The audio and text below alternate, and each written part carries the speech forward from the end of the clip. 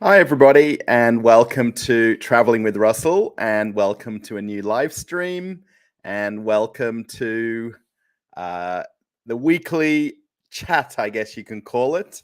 Very typically, we do it on Saturdays and Sundays, but I thought, given that I haven't been around the last week, and over the weekend, I didn't do a live stream, so I thought I'd just add this one in as a bit of an extra. So hello to everybody out there who's watching live, and I'm sure some people are watching it on replay as well. So I've actually got really good lighting, by the way.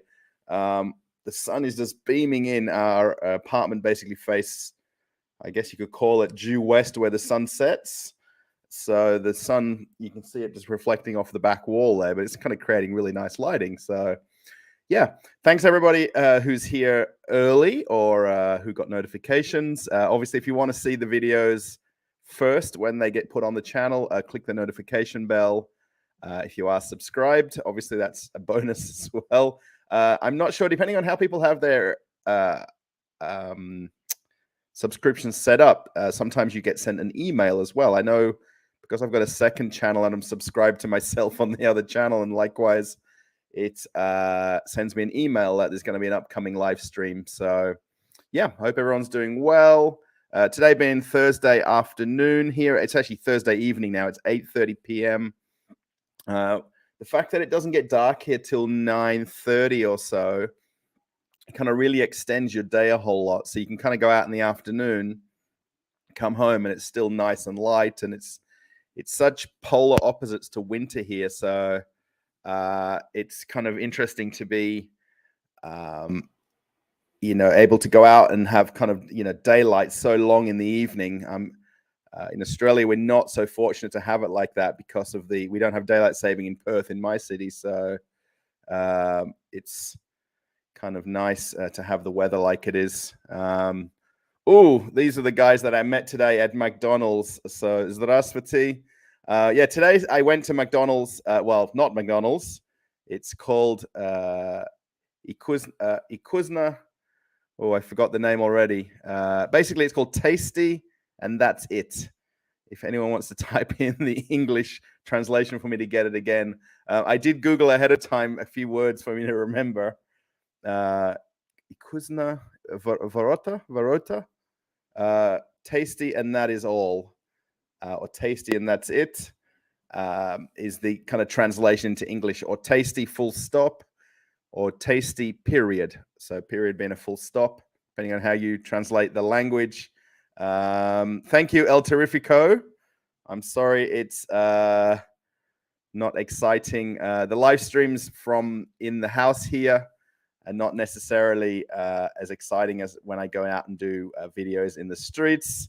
So yeah, Vukuzna i tochka. That's right. Sorry. Thanks. I think it's Maxim. Is your name Maxim? Tasty and point. Yeah, it's very interesting how the word translates and how it feeds back into English. So, yeah, thank you, El Terrifico. It's so nice. Goodbye forever. Yeah, look, we're going to gain and lose subscribers. I mean, I think that's just normal with a channel. So, yeah, this is the Russian word here. So, Vukuzna i tochka. So Kuzna basically means tasty or delicious.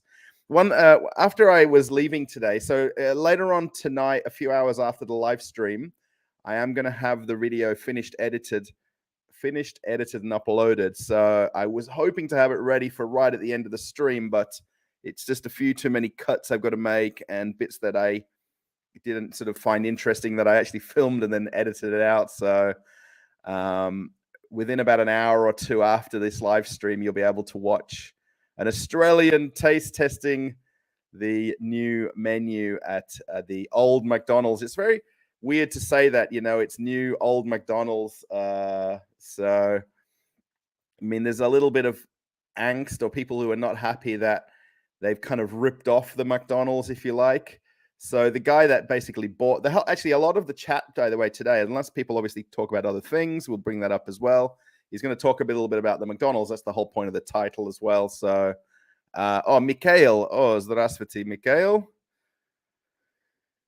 Good to see you. Yeah, there was some where I sat today in the restaurant. I'm going to go a little bit all over the place here. I sat next to a group of young guys who were kind of giggling and laughing and smiling and having a good time eating their, I guess, their afternoon lunch. We kind of found a nice quiet spot in the restaurant, kind of where the now defunct McCafe would have been in there. They've basically still got all the tables and chairs at that end of the restaurant. The cafe has basically been cleaned out of all its bits and bobs, barring a few, I guess they're kind of coffee machines that have been fixed into the counters, but it's sort of essentially shut down. When I came on Sunday, when they did the grand opening, if you watch the other video, they actually had a DJ like pumping the tunes out from there. So today was a little bit more subdued. So, Real Moscow Projects is here. We were actually there together on Sunday when we did the walk around. Well, we didn't go inside, but we were outside. It was really busy to even attempt to go inside.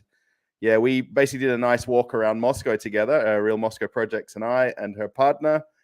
And then I ended up coming back to film the second part of the video. So if anyone noticed the lighting change, I guess, or I don't know, I did point it out that it's a little later in the day, but it's quite a lot of hours later. So, Dennis is here. How's it going? Hello again from sunny Savannah, Georgia, USA. Actually, right before the live stream, I was watching the US Open Golf, which is from Brookline in up near Boston. So I don't know if Dennis, if you're a golf fan or not, but I was just watching the live stream of the golf. Rory McIlroy was doing very well, so I switched it off now, of course, to do this. I'm very fortunate. I found this amazing website that's got all live streaming sport in English, and all the TV stations that have any sport around the whole world, I can watch from one website. So the actual feed I always tend to watch is the Sky Sports feed, which is kind of with the British commentary, which is kind of really interesting. There's an Australian commentator on there as well. So, hi, Russell. How are you? Casey Adventures. I'm doing very well. Thank you. Yeah, today was a good day. I didn't actually go out till about lunchtime. I basically pre-planned doing the live stream. And then I essentially just went to McDonald's or to the Kuzna i Tochka. And then I came home. And that was pretty much it. I called in. Actually, I didn't even call in. I went into the shopping center just to have a sort of look around if the McDonald's in my local shopping center had opened, and it hasn't. So they have said that they want to have 200 locations open by this coming weekend. But the problem you've got here in Russia, they don't sort of tend to make a bit of a deal about things. They just open and don't say anything. And you drive past and realize somewhere's open, or you walk past and it's open. They don't, maybe, okay, the grand opening of the Pushkin Square one was a bigger deal, but any of the other locations, particularly around Moscow region, are very subdued and sort of not spoken about. So I was hoping my local one was open to go and eat there. But in the shopping center where I live and come home from, there's actually two McDonald's. There's an actual sit-down restaurant up on the second level.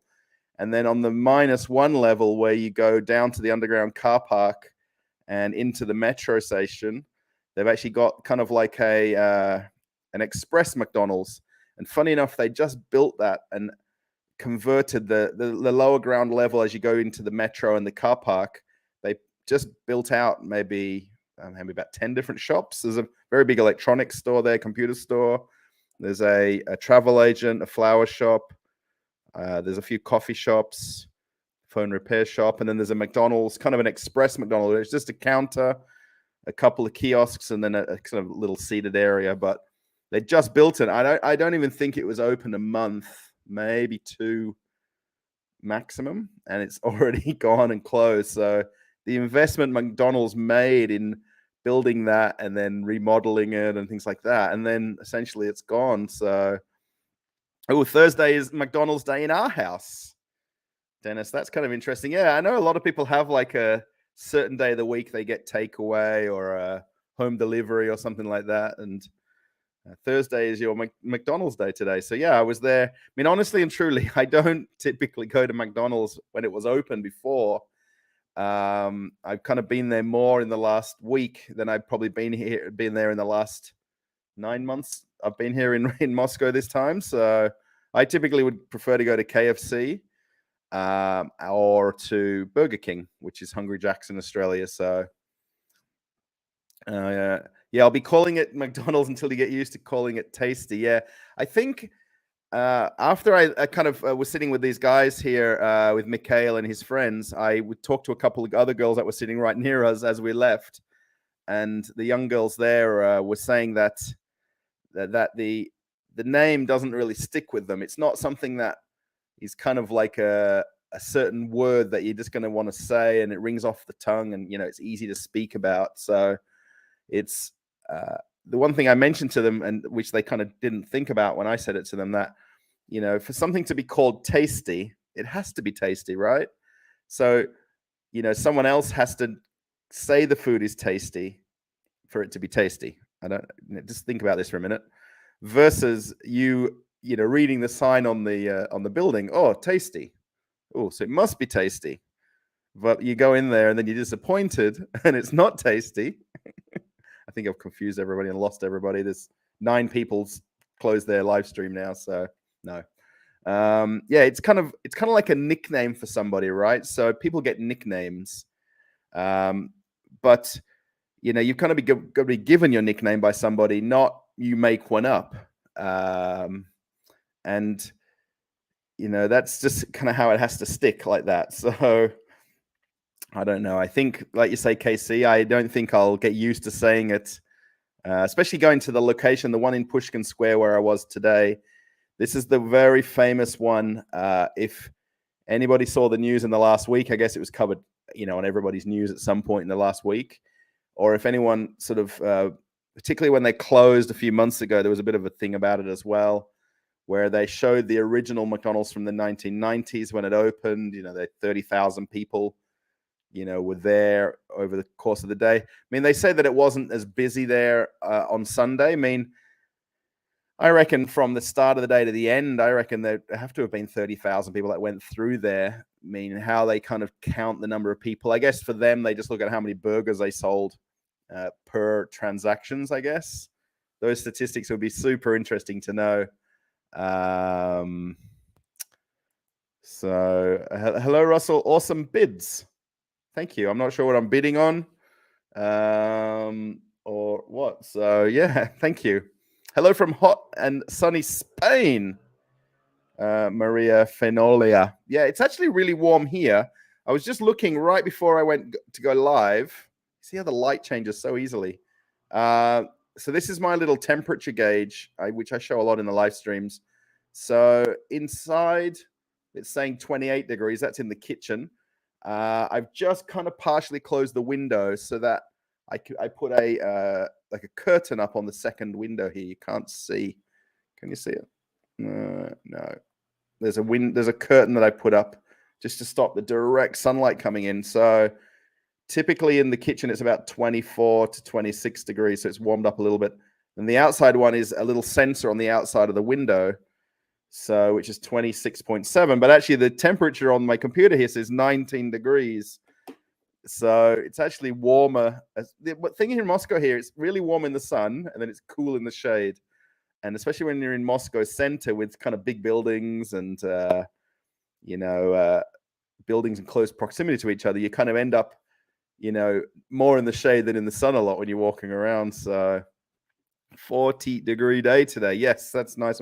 That's really a Perth summer's day for us. We have sort of spans where it's 40 degrees. So naming is really bad. As the logo, Sasha created another logo for them, but he doesn't know where he can send it to. Oh, so yeah, I wonder, I guess they would have used a marketing company to come up with the idea. Now, I did actually, let's see if we can pull this up. I did actually, well, this is not really anything tricky. This is just Google that I've got here. But let's just take that off the screen. I'm still down here in the corner. Well, let's do that one. Yeah, this is just basically Google. I just put tasty and that's it into Google. So this is actually the logo right here, the green. Depends on how you see it. It's either, actually, this is probably better. It's actually, this is the one that you kind of see on the back wall of the restaurant when you're inside a little bit. So there's basically a circle and then 2 lines. So it's meant to represent 2 French fries or fries. Katochka free in Russian, and then a burger right here. So, I mean, from a distance, it does look like M. It doesn't look like Tasty or anything like that, or any kind of resemblance to the name there. But yeah, this was just from Googling it.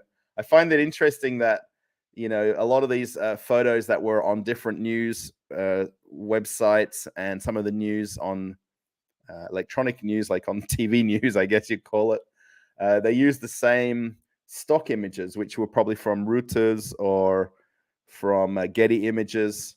So it's kind of interesting. There's this one girl here, and then she's in another photo. It's weird how she's on an angle in that photo, and then she's also on an angle in that photo. So I don't know if she leans around a lot, but this is when they had the press release. This is the owner here, the guy in the middle, named Alexander Govor. Govor? I've got to say it much quicker. I imagine these people either side of him are probably maybe managing directors or things like that, or people from the corporate office of the company. So yeah, I just thought that was the picture. That was kind of, I actually used this in the other video that I did there. These are just from Google. So yeah, the one thing, that's the kind of the standard sort of looking meal right there. So you get the plain white cups, and then the plain white French fry packaging. And then you can see there on the ketchup, there's a black mark. It's probably hard to see on this video, but essentially they're repurposing all of the ketchup packets, and they probably had crates and crates and crates of them, and they've just got a Sharpie marker and Sharpie marked out the M logo. So I really would have imagined that there was, you know, leftover stock, particularly long life products like the ketchups.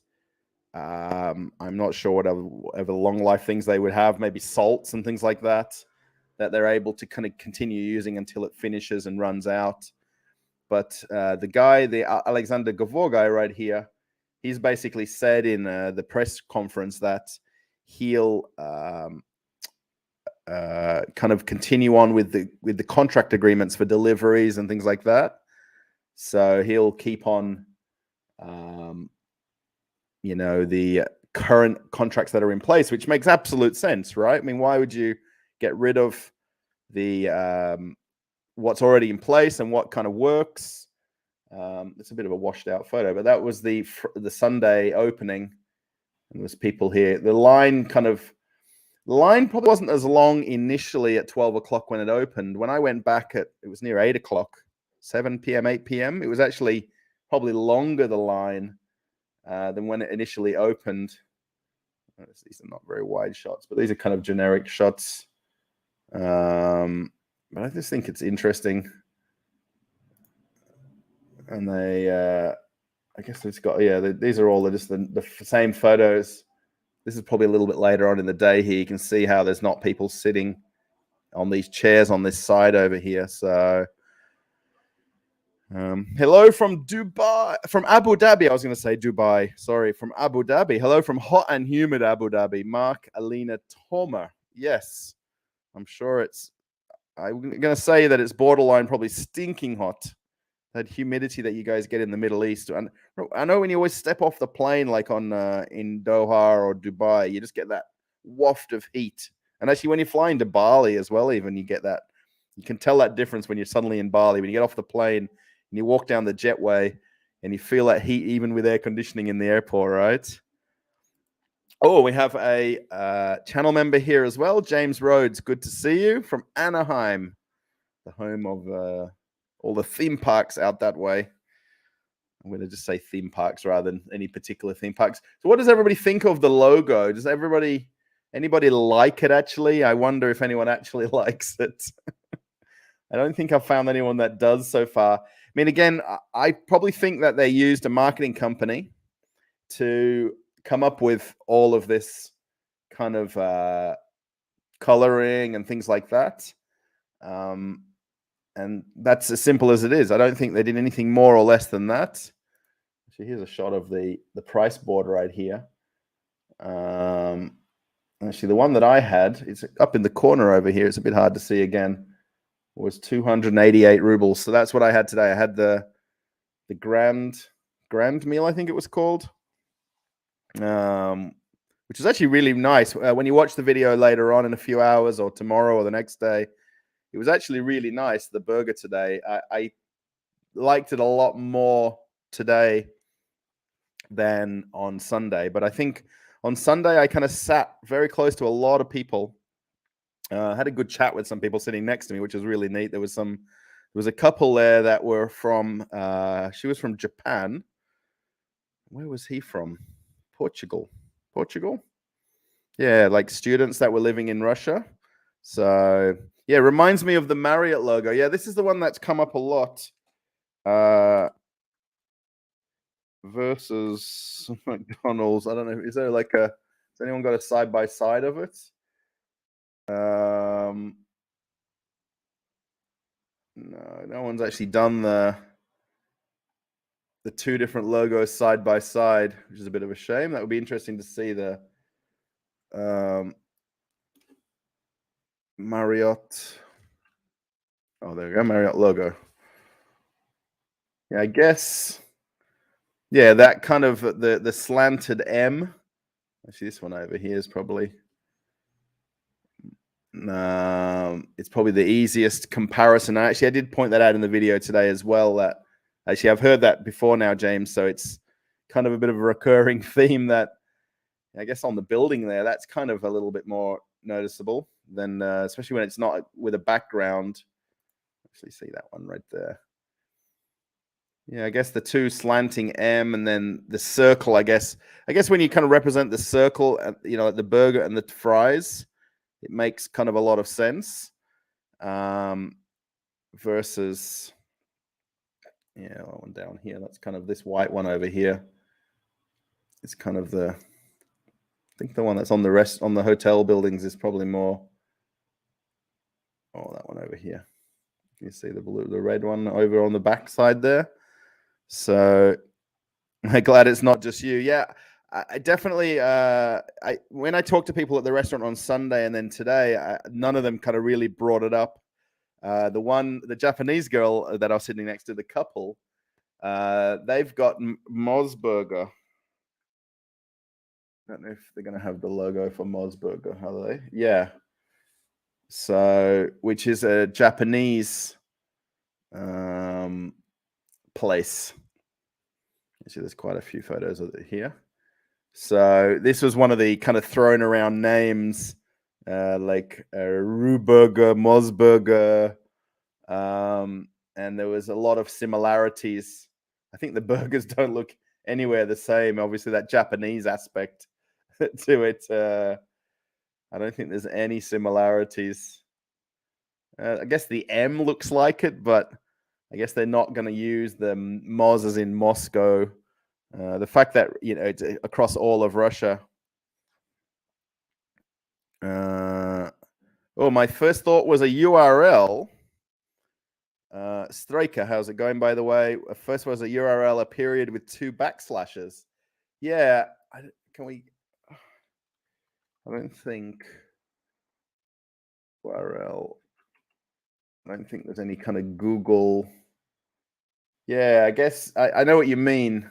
I don't think there's any URL logo. I don't think there's there's all sorts of crazy logos when you put URL in. But yeah, I know what you mean, like the : / I guess // is exactly what you're talking about. So yeah, I know what you mean, Straker. Thanks. Yeah, it's this is Mosburger again, and I'll see if we can get back to the McDonald's kind of pictures here. Or how far are we going to go back? And there's Mr. Putin himself. Yeah, there's a little bit of, like, when I read some of the online things and comments and stuff like that, I mean, what's really important to remember is, you know, this with sanctions that have come across Russia, a lot of companies have chosen to leave versus being told to leave, or you have to close, you have to leave, everyone has to walk out the door, sort of thing. So all of the companies that have closed have basically done it on a voluntary basis, based on, what's happening or what's been happening or what's possibly going to happen and so forth. Actually, look at that. It says there, Marriott suspends Russian operations. July 5, 2022. There we go. So the Marriott Hotel is suspending operations. I don't really keep up. Actually, this is a good picture right here. I'm guessing this is obviously some kind of Russian website. So I think this is like Noah's Ark, and then he's leading like the animals, and then there's like the M for the Tasty logo, and then the Marriott logo and Warner Brothers. I'm not sure what the other one is up here. And then this was the country flag of one of the countries in Africa, but I don't remember which country it was. Hopefully this website doesn't go to anything crazy. Cyprus.ru. I guess it's a Russian. Well, they're basically just talking about the logo and the similarities to other companies. So, basically a perverse version of the Japanese flag. For example, with a Chinese online store or a manufacturer of animal feed. There you go. There's some kind of weird. A lot of people, the thing is, everyone kind of just jumps on the bandwagon of it, right? I mean, I guess it's a trending topic. Everyone's going to have an opinion. I mean, today when I had my meal, you'll watch it in the video. I don't want to spoil all of the video, and you won't chance to watch it later on. But the burger actually was very nice. I think the one I had on Sunday was a little bit smaller.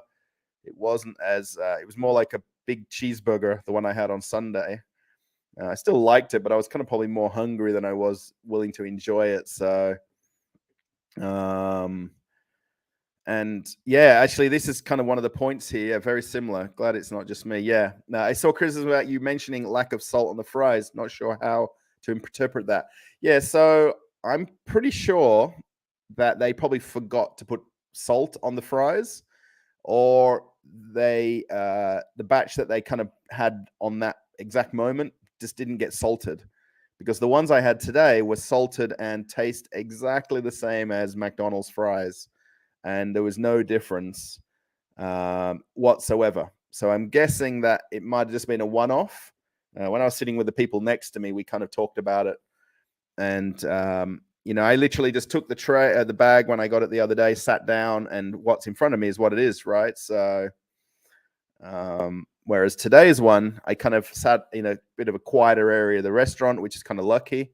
Okay, there was the young guys next to me. There was another couple before and after them. And it was just nice to kind of, actually take in the burger and look at it. I didn't really film it more than what I needed to do. And then I kind of sat and enjoyed it. So that burger was really nice. I mean, it was 288 rubles, which worked out at only $5 US for let me call it a Big Mac meal just to say what it was. I mean, it wasn't a Big Mac. Basically, Big Macs have been removed from the menu entirely. And the McFlurries, that was the other one, because of the copyright infringement and the words and branding of those two products. Even things like the thick shake is just called milkshake now. The fillet of fish is now called fish burger. So, and there's no Mac anything like McDouble or I don't know, whatever other Mac things there were on the menu. So, I think the salt thing was probably just a bit of a one-off, and because today's ones were perfectly fine. And actually, I'll again, you need to watch the video, but going there, I should probably have premiered it at the same time and talked about it, but it was interesting how quickly I got served today. There was a ton of people there again today, and I got served so quickly. But I'm just wondering if, because I chose the classic meal, I didn't add. I mean, some people there are ordering like trays of food. They're ordering for the whole group together, where people come in groups and friends and things, so on like that. I guess mine's just a bog standard kind of meal that it's easy to kind of tray up and go and give the meal to that person, right? So yeah, when I went on Sunday too, they only had the takeaway option on the menu, so everything was put in the bag, and given to you your drink and then your bag with whatever food you had in it. So when I ordered today, they actually had the dine-in option or takeaway option. So, but on Sunday, everyone was still dining in, but they just didn't give you the option on the menu, I guess, to maybe just to give a bit of a higher turnover of people. Mark wants to know, do you feel any negative feedback response as an expert in Russia? I'm expert. No, I'm expat. Thanks. Thank you, Mark. Okay, so typically when I film like I did today or on Sunday, you're going to get people where they see the camera. Probably on Sunday it was quite different because there was a ton of media there. There was a ton of people filming, vloggers, bloggers, all sorts of Instagrammers and things like that. So there wasn't really anybody kind of negative. Actually, people coming up and asking me if they could like film me or record me or get kind of like an English point of view, I guess, English speaking point of view. So they asked me what I thought about the place and opinion and what I think of the food. So when I went on Tuesday, so today's Thursday, Tuesday, was it yesterday? Wednesday? Wednesday. I went to a bakery convention, a bread baking convention.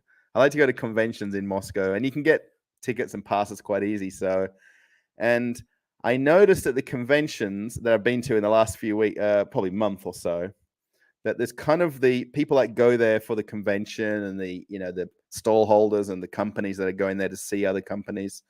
And then there's a group of kind of people that you notice that are just there for the freebies and for whatever small giveaways they've got or events. And particularly like with the bread one on the other yesterday, day before. When did I go? Day before. There was kind of like professional convention goers who go there to get free food or free gifts or free giveaways.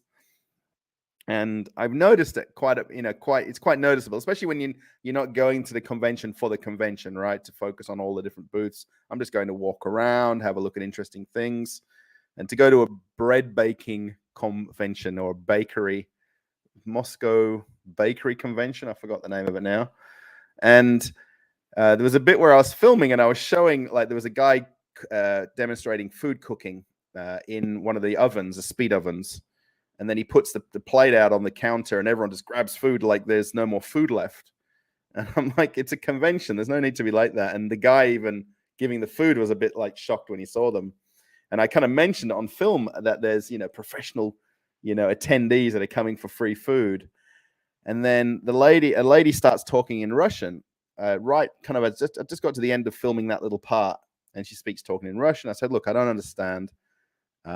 Maybe you speak English. She said, oh, I speak English. I said, oh, that's great. What's going on? She goes, why are you lying to the people? Why are you saying that it's not the truth that people are here to eat free food? I said, well, they are, She said, no, this is not true at all.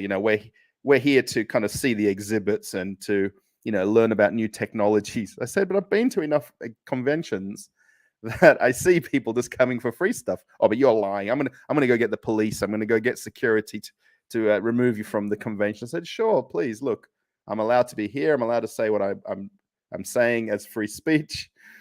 I'm here as a media creator, content creator. And then she just walked off, like almost like stormed off. So I probably have that like once a week, particularly when I'm filming something and there's a lot of people around. I guess that's the only negative feedback response I get. Everywhere else, people are very welcoming. In all the years that I've lived here, it's not a problem. I mean, it's really just when I have my camera up. Obviously, it's a little bit noticeable. I've got my phone on a little mini tripod, and then if I put the microphone on top with a little fluffy wind muff on there, it's obviously quite noticeable. So it's always like one person out of the whole day that kind of spoils it like that. And I don't know what she. I wasn't like, as she said the word lying. I wasn't lying to people. I was just making kind of fun of the people, really. And going to these conventions, it's just so interesting to see. I met like a stall holder that had New Zealand butter, and I went up to the guy, and he's obviously Russian, but he's the distributor for New Zealand butter brand. And obviously the bread and butter and all that sort of dairy products go hand in hand. So, yeah, let's say 99% of the time, I don't have any issues with anybody. I don't tend to engage with people unless it's someone like that where they talk back to me about things. And I've got really no need to, right? I mean, I just do my thing. Even walking around McDonald's today, you know what I mean? You'll see people turn their head and, they'll put their, little cool Japanese thing in the background of the shooting and stuff like that. And, it's no problems for me like that. I mean, of course, that McDonald's on Sunday, the amount of cameras and photographers were in there was kind of way too many than, but that's kind of an opening day or a launch of an event. So, yeah, I hope that's a good answer. We appreciate your objective reporting. Thanks, James. Yeah, I guess today's one, I think I didn't watch that part yet because I'm about halfway through kind of editing and cutting out bits. So I didn't get up to that part about how I kind of talked about my burger. So I hope it kind of sounded nice. Hi, Russell. It's said here in Japan that Russia has a shortage of ink. So the packages are white at the restaurants. You think it's true? DD, oh, good to see you, by the way. I don't know the behind the scenes, right? I'm just going on what I see, what I notice. And a lot of my videos that I make are like that. I don't have like any back of house kind of knowledge about things. I'd say, DD, honestly, that they probably didn't get the packaging made fast enough for how quickly maybe the handover happened from McDonald's to the new company, and how quickly they were able to reopen. I mean, essentially, everybody that works there just came back to work. I would imagine they had a day or two cleaning and prepping everything for opening, and everybody went to whichever store they work in. And you could see even today just the well-oiled machine that McDonald's always has been, right?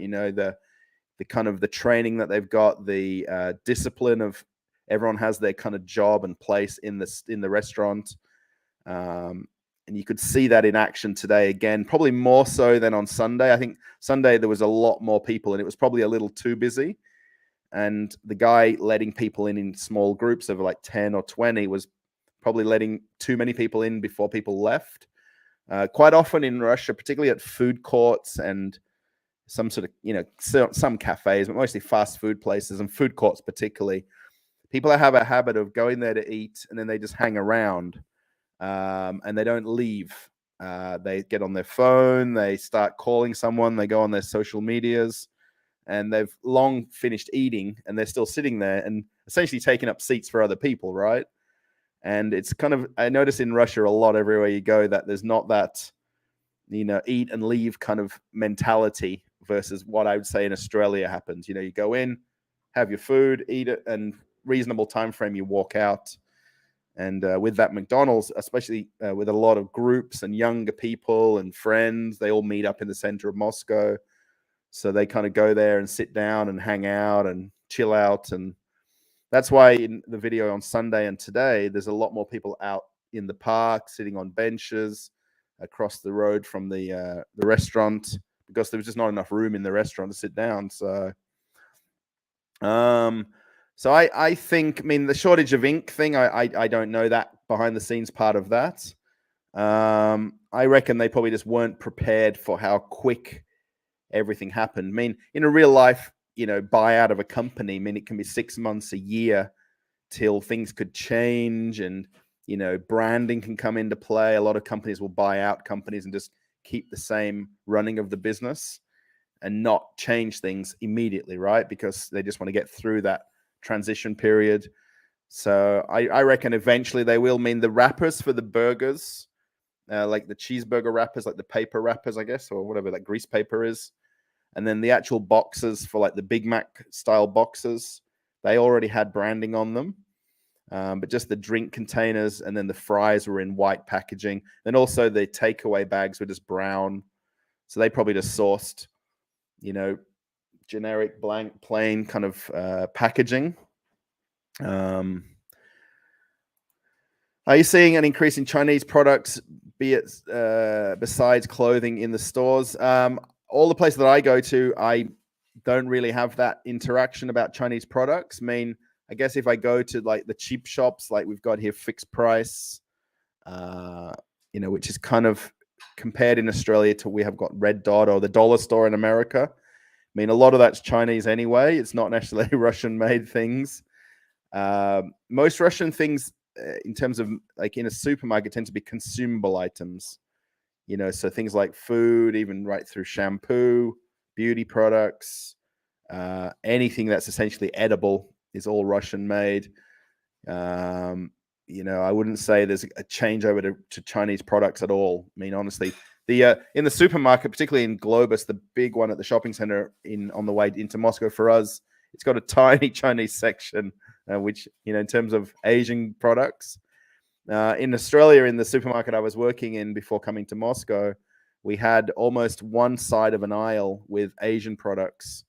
And that particular suburb where I was working at had a huge Asian population. So they had a big Asian section. I wouldn't say at all there's more Chinese products. I mean, actually, if you look at the shopping center, there's very, very little difference over the last 3 months, if any differences at all. There's some stores are closed. I have noticed now that L'Occitane has reopened. So my video that I did a month or so back where they'd closed, because someone asked me, I go and check, are they closed? They are. Now they're back open again. So that's kind of interesting. There's no mention of that anywhere about who's involved in the handover of that. People are usually very friendly to you because you're very, very friendly and nice. Thank you, Real Moscow Projects.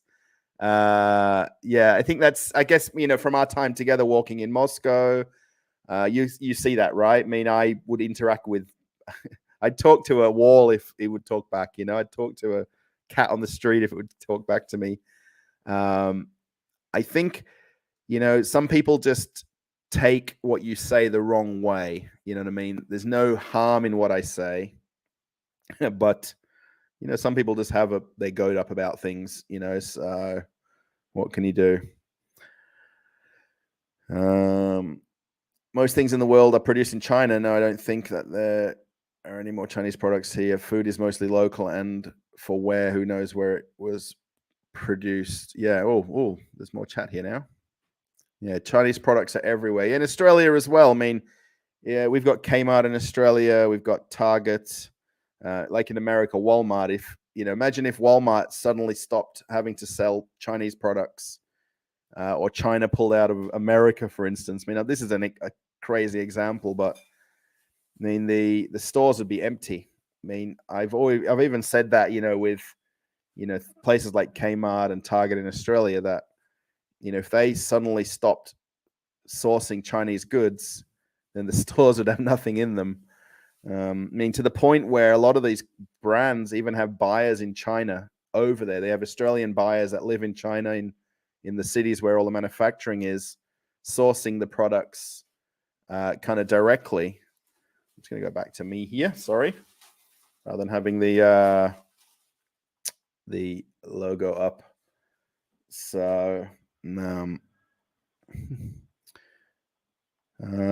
are we here? Great work, Russell. Re-objectors in a crowd. You'd likely get more in New York City than Moscow. Look, I guess, if I compare just when I film things in Moscow, I mean, I do my best to not, when people are walking by or things like that, not to have them purposely in the shot. I mean, like walking through McDonald's today, it's unavoidable, right? There's a ton of people. And a lot of people that were there today were people obviously going for things to eat.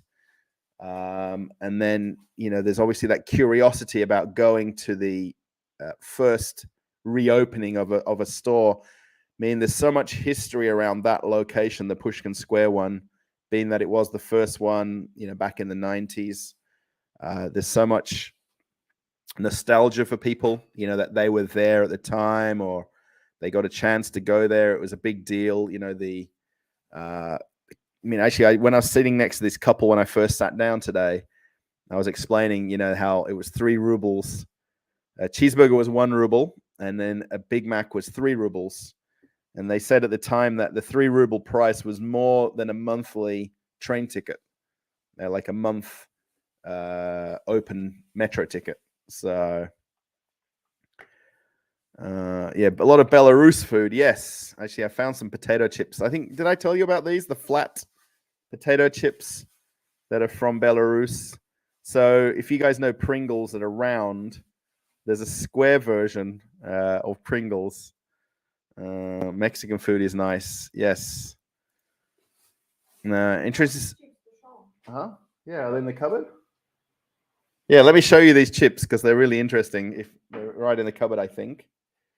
I think. The box. Just that box. Oh, there's one in there, and in the box. Yeah. So these actually it's kind of interesting. So these are the chips right here. They're called mega chips, and this is the sour cream ones. So they're in a square box, and then that's how they come out of the box. I know this is a bit weird to show, but but it's interesting how it's kind of a Belarus product, but it's got the 2 words in English on there. And this was 54 rubles, which is less than $1 US for this pack.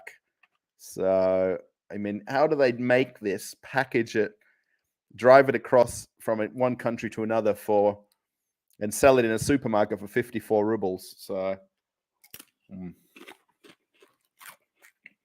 sorry, I'm going to have a live tasting on camera here. This is actually the same one. I bought this one in the supermarket, but the one we have open, my wife bought it in our local supermarket downstairs. Oh.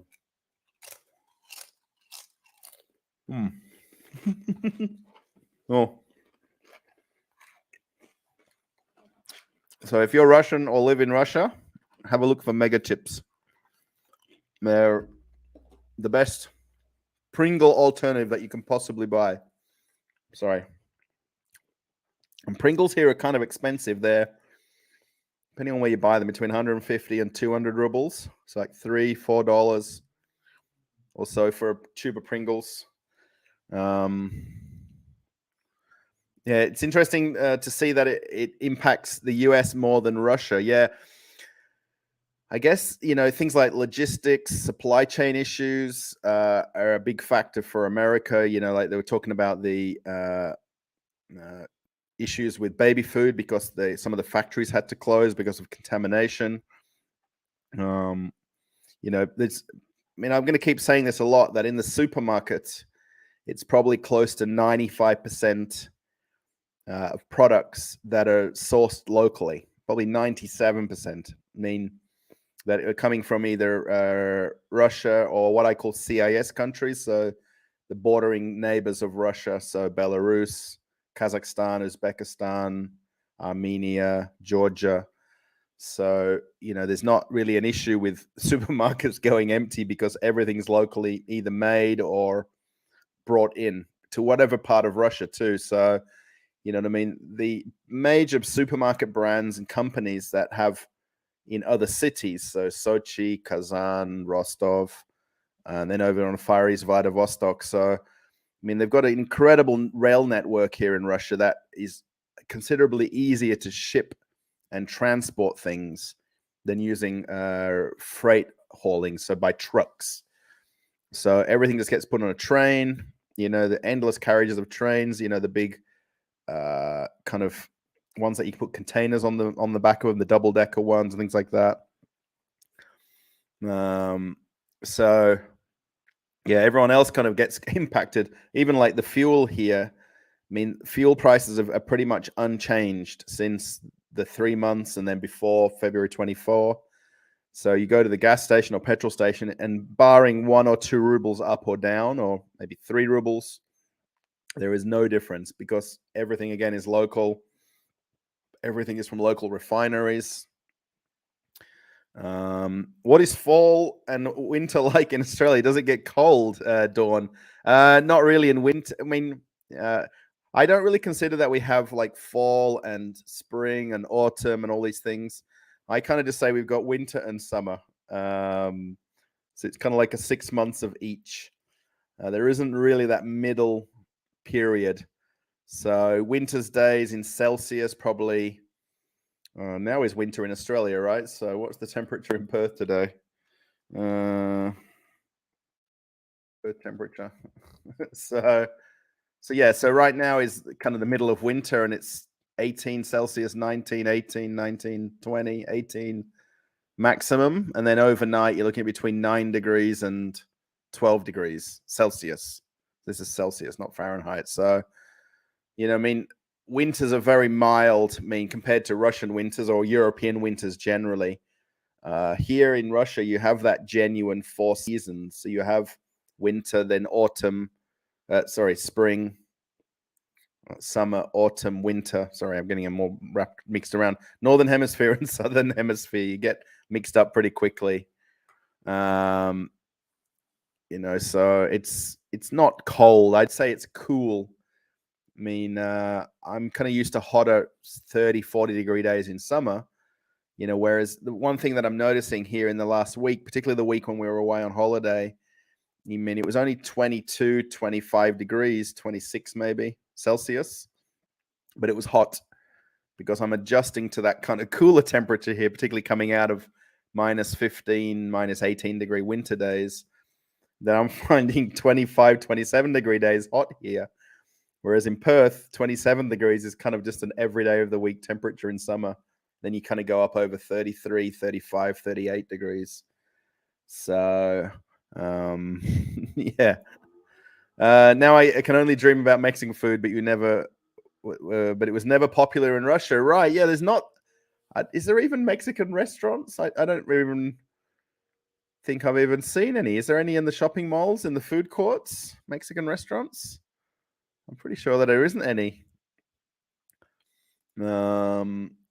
Maconius Connector V. That's a nice long channel name. Thanks for your videos. Gives the same things over here for food prices in Europe. Greetings from the Netherlands. Oh, nice. I've been to Eemshaven. I've been to Groningen. I've been to Delfzijl. I think I've mentioned this. I'm not sure if you're in any of the other live streams. I was on cruise ships for more than 20 years, and I did some of the cruise ships in Europe when they built the ships. So there's some ships they built in Germany and Papenburg, and then they sail them down the River Eames to Eemshaven, and then you basically do the ship build outs and the shop. I was in the shop, so I was doing basically the shop fitting and then the merchandising of the stores there. So, and actually the coolest thing when we were there, we went to the cinemas in Groningen, and you could get Heineken beer. And having never really been in Europe at all before that. This is a few years ago now, but I was a bit taken back. Everyone was, "Oh my god, we can have beer in the cinema? What?" And here in Russia, you can have beer everywhere. You can have beer. You can have beer at Burger King and at KFC. I don't think it's on the menu today. I didn't notice it. Maybe because it's meant to be family friendly. That's what they're saying about Tasty as well. It's more family friendly. So you can get beer at KFC, Burger King here. How do you think Russia has a little freedom to the journalism? Maybe because you can say negative things to Russia. Yeah, in any of my videos that I make, I don't put that across in any of my videos. Okay, there is a kind of a limited amount of things that you can say if you want to be outspoken about what's happening right now. I don't make that part of my videos. I go to McDonald's today, I go for a burger, I chat to people sitting near me, come home, and it's not part of what I'm sort of filming. So, I enjoy living here. I like living here. I like Moscow. There's not a lot of things that I'm going to say negatively about the place, especially once you've been here a lot of years and you've learned to live here and learn to accept how daily life is, day-to-day life is, how normal things are here. You don't let a lot of things bother you. You know what I mean? Something's not right. Okay, no worries. You know what I mean? The curb on the street, you're going to trip over it. Okay, no worries.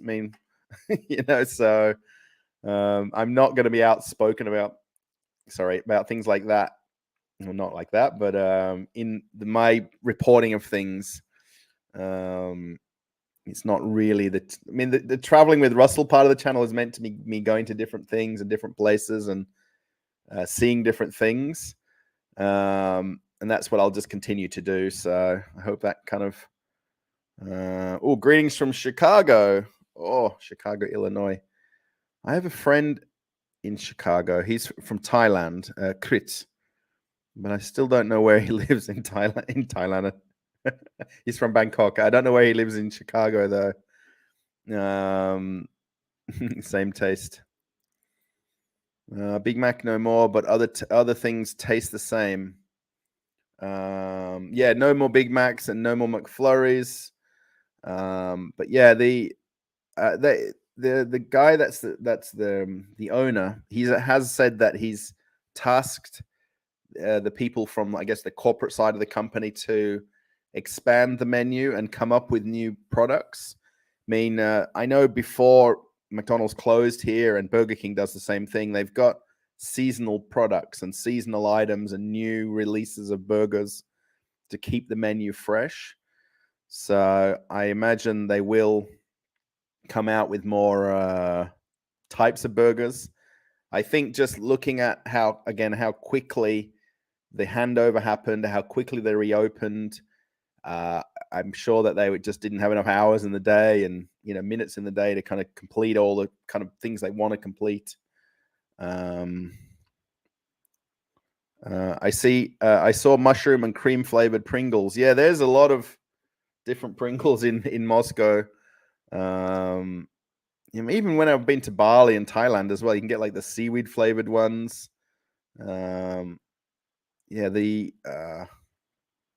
Actually, we really don't buy Pringles here at all because I just find them too expensive for what they are. And there's cheap potato chips like these for 54 rubles.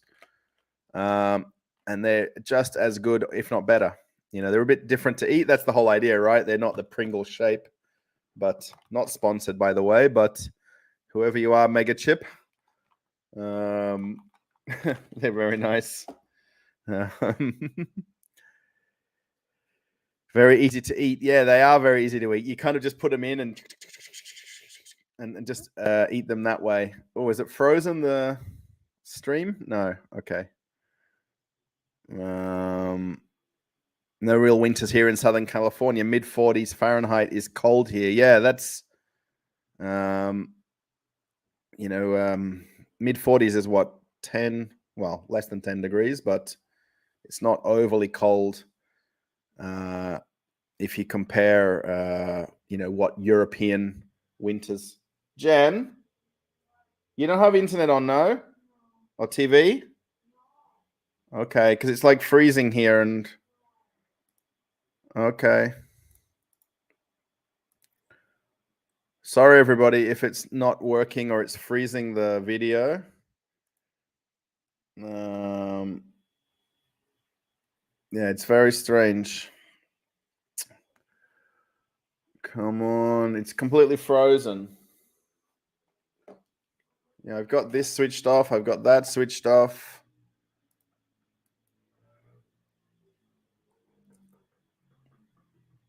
Okay. 100% you've got nothing on, no? Okay. No worries. I'm just checking. No worries. Nor am I either. Mine's switched off as well. So, you may get asked this often. Are there many residents in Russia from other countries similar to you? I have got a couple of friends from Denmark who live on the other side of Moscow, who I'm going to try and meet up with on Sunday or Monday this week. And I met them a couple of weekends ago. Probably I met people just casually, like on Sunday at the McDonald's opening. I met different film crews from different countries. Here in the town where I live, I've not met anybody from other countries at all, literally. When I sat down, when I got there on Sunday morning, I sat on the wall across from the restaurant, and I could hear the guy talking, and he was British, and he lived here. So, I mean, there is expats here.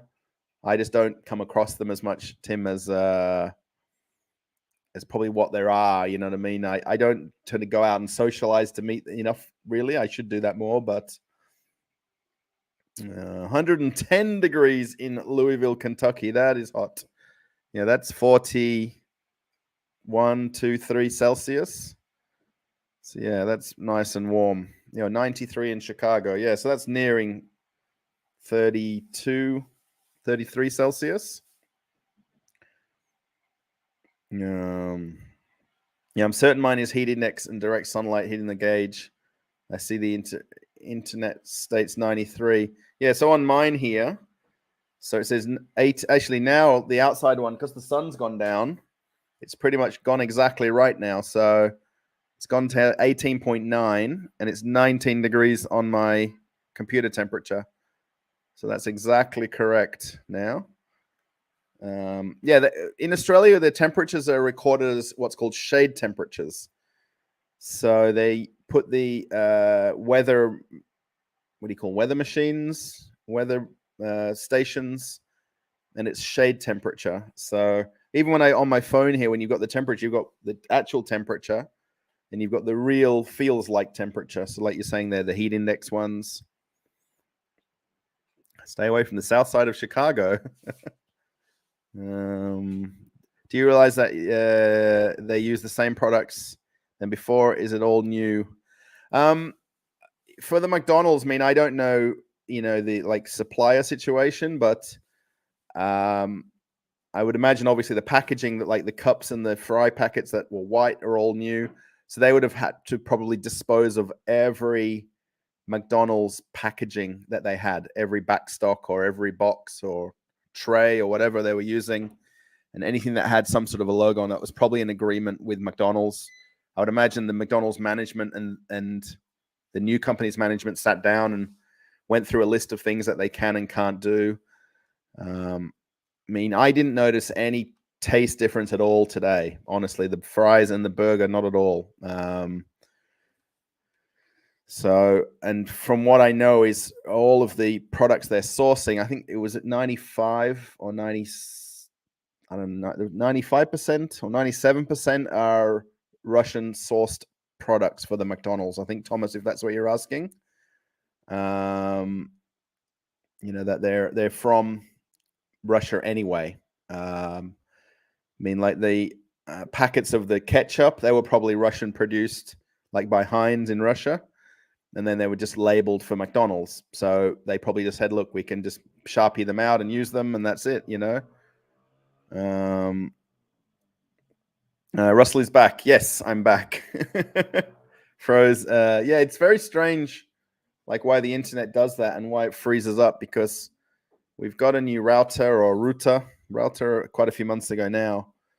And the signal is very good and strong. So always love the Chicago Cubs. Yeah, I don't really have any kind of sporting teams, like allegiances, like from American sporting teams, unfortunately. So when I was on the cruise ships, we did a lot of cruises out of New Orleans. So the New Orleans Saints, if you remember, anybody that's from America, of course, remember quite a few years ago when they won the Super Bowl that year. That was a few years ago now. I was on the cruise ships out of New Orleans at the time, and it was just such a wave that we were riding. Every weekend the games were on, and that was kind of the turnaround day for the cruise ships. So it was, you kind of get behind the local teams where the ship's sailing out of, and especially when they have like Saturday or Sunday sailings, and they've got the games on the screens on the ship, they've got outdoor movie theaters on the ship, so they play the games live on there. So. Same food but different branding. Yeah, this is kind of like I've changed the name of the previous title of the video there to like Russian clone restaurant. I mean, it's not a clone at all. It's basically the guy that bought the 850 stores owned 25 of them already, particularly over in Siberia or the Far East. So, and he was one of the first two, I think. I think he was either the first or the second original franchisee of McDonald's restaurants in Russia. So I think he might have been the second one. So he's pretty much had a 30-year relationship with McDonald's in Russia and I guess in America and whoever they report back to. So I imagine he's very well in with all of the suppliers, all of the brand companies, like who produce the ingredients to make the products, right? So whatever bakery company they're using for the bread, whatever meat supplier they're using for the patties, for the burgers. So I would imagine that they're pretty much using all the same suppliers. And then, of course, naturally, some companies would have maybe sided with McDonald's and decided not to continue the agreement. I mean, I'm going to say more fool them in a way because, I mean, he's going to reopen 850 stores and he's going to need product. So if you're a supplier to them, and then decide to not supply them, I mean, even if you look at Coca-Cola, for instance, they're going to, this new chain of stores will eventually probably source another soda company to have drinks to go with the meals. So right now they've got water, iced tea, and then milkshakes, and then there's tea and coffee. And then there was only the sugar-free cola or sugar-free Coke. And I imagine, again, that's probably existing stock. And then all the others they've removed or they ran out of. I think if I just look at, say, McDonald's, Burger King and KFC, some of their choices of their cool drinks is reduced as well now. I think it's more because of the post-mix or the syrup that they use. So they're not getting the supply of the syrup to make, if anyone understands, they use post-mix. So it's basically a syrup with the gas and the water that basically creates the drink, the fizzy drink. So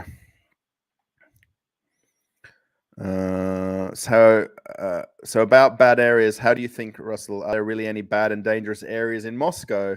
I guess I don't go to all districts of Moscow. All the places that I go to, mostly around Moscow center and where we've walked together, I don't see that in any way bad areas. My wife's friend, I don't remember the area where she lives. They tend to think it's not as good of an area. Very close to where they live, there used to be a huge landfill area, and there's this supposedly recurring smell out there where they live from the landfill. I mean, I didn't notice it all the times we've been to visit them, but I guess there's kind of, I mean, look, if I walk where I live here in Aprelivka, I mean, we live in a fairly new building here. I mean, new as in, I guess it's 10 or 15, about 12 years old, the building. It's very new for new buildings. But, I mean, you can walk around the suburb of Aprelivka where I am, and there's the older Khrushchevka 5-level buildings. And then there's some 2-level and 3-level buildings. You know what I mean? And they're not beautiful looking. I mean, the gardens are not beautiful looking. They've got kids' play areas. They've got parking, but they don't look great. I mean, and in any other city, like in other countries, you kind of go, oh, that doesn't look like a particularly desirable area, but perfectly fine family area, family housing. So I guess I've not really seen, like, let's say the word bad or dangerous areas. I guess it's where you live, where you grow up, what you're used to. Like someone just mentioned there about like the south side of Chicago and things like that. I mean, even in Perth, where I'm from, there's a few suburbs that have bad reputations. Even right in the city, just on the other side of the train tracks in Perth, in the CBD, there's a place called Northbridge, which is where all the bars and nightclubs are. And then there's, fast food places there. And particularly on the weekends, it gets a bit of a crowd, obviously going to the clubs and bars. And it's not a particularly nice place generally. I guess if you like going to the bars and nightclubs, it is, but it does attract a bit of an undesirable crowd, and then alcohol and whatever they're doing around that, it doesn't mix very well. So, yeah, humidity. Yeah, you have to. You have is things of envy, Russell. It's over 65% here. Yeah. Humidity creates sweaty. Yeah, you don't really get the humidness.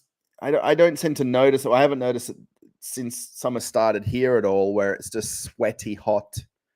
Um, I just find it's warm and in the shade it's cold, and that's about it. Yeah, Thomas. Yeah, right. I'm sure local suppliers are happy for that deal. Exactly. I mean, and the fact now that a Russian company is running it entirely, I mean, versus it being franchised and then still reporting back to higher powers somewhere else. Oh, what's going on? There's a few undesirable messages coming. Somebody must like me somehow. What's going on here? Have they all gone? Oh, yeah, they've all disappeared, I think. So,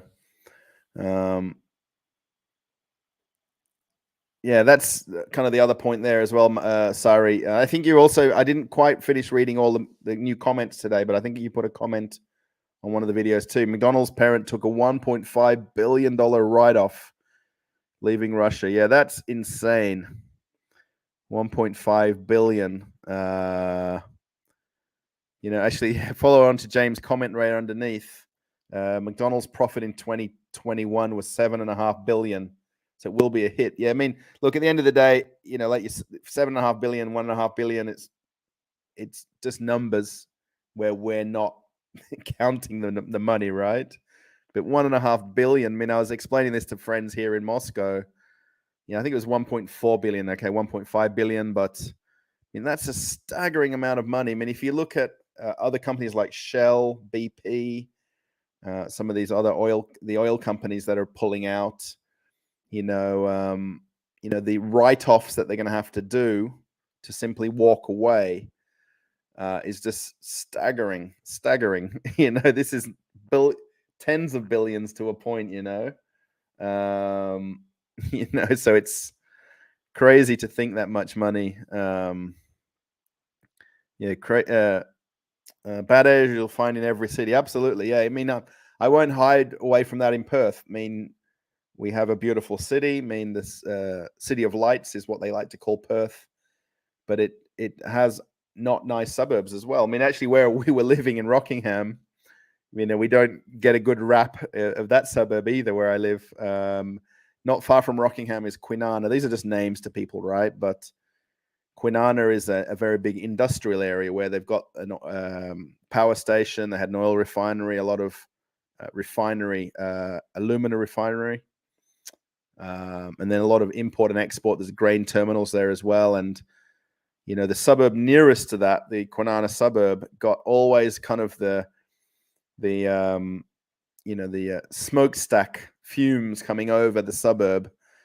And on certain days when the wind's the other direction or the sea breeze is in, you could smell, and it just never smelled very good in Kwinana, So, and people kind of for years didn't like wanting to live there. Now it's become more popular because the train line went almost right through the suburb. So I don't go to LA ever. Yeah, my wife wants to go to LA. She keeps talking about it because she's seeing it in every other movie she watches. But I need to really show her kind of those kind of bad documentaries of some of the cities. And I'm sure there's documentaries about Moscow as well, and I guess I just don't see it. I mean,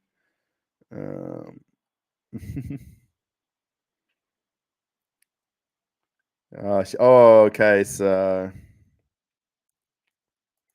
yeah, I heard they're making new cars without airbags and anti-lock brakes because they can't get them. Yeah, I've read this as well, Chris. I mean, I'm not 100% sure about the reality of that. I think a lot of the car companies, actually, some of them are going to start up again, like Toyota, Hyundai. I forgot the third one. Was it Nissan? There was three car companies that have announced they're going to restart operations essentially next month or the month after, kind of as summer progresses on. But I think a lot of the companies had supply chain issues. So where they source their products from and how a lot of the issues with deliveries to Russia have kind of been messed around because things like DHL and FedEx and some of the bigger shipping companies have stopped shipping to Russia. So a lot of the companies inside Russia are now having to find other avenues to get products into Russia. Is that making sense? So via the Middle East, via India, via China, via Turkey.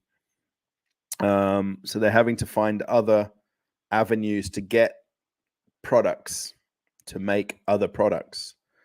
So, I mean, I really genuinely don't think they'll make cars without airbags and anti-lock brake. I think there was something to do with seatbelts as well, I think. There was quite a bit of a list of things that they were going to exclude from cars. I mean, I think, isn't it Tata Motors, the one in India? Was that the one where they were producing like the $5,000 or $10,000 car or something like that? And it had like a lot of optional extras removed because they weren't law required in manufacturing. So just go to Compton. Yeah, I think that's always the one, right? The Compton, man. I'm not going to knock Californians, but yeah, that's the home. Isn't Compton is the one where is the Williams sisters are from, right? The tennis players. Yeah, emission standards were rolled back too. Yeah, I think I read that also. That Russia's basically changed some of the rules and guidelines. I mean, there's a ton of old cars on the road here. There's kind of like a middle ground here that there's no cars, if that makes sense. So they do the old cars, like really old, especially the older Ladas and Moskoviches and all these sort of cars. And then there's kind of all the modern cars, and there's no 5 or 10-year-old car, if you like, around. It's just the way I see it, if I look at the cars in the car parks and things like that.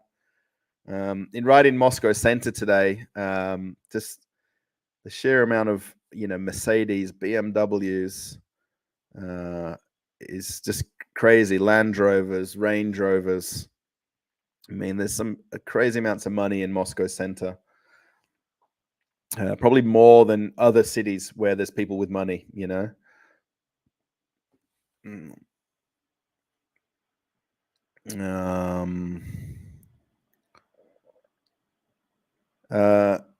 Yeah, they had a Russian taxi driver on that said they cannot get new cars.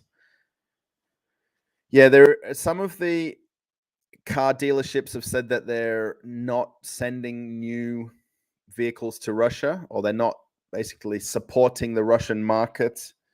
And then some have sort of said that they're pausing operations, and some have said that they're going to resume operations.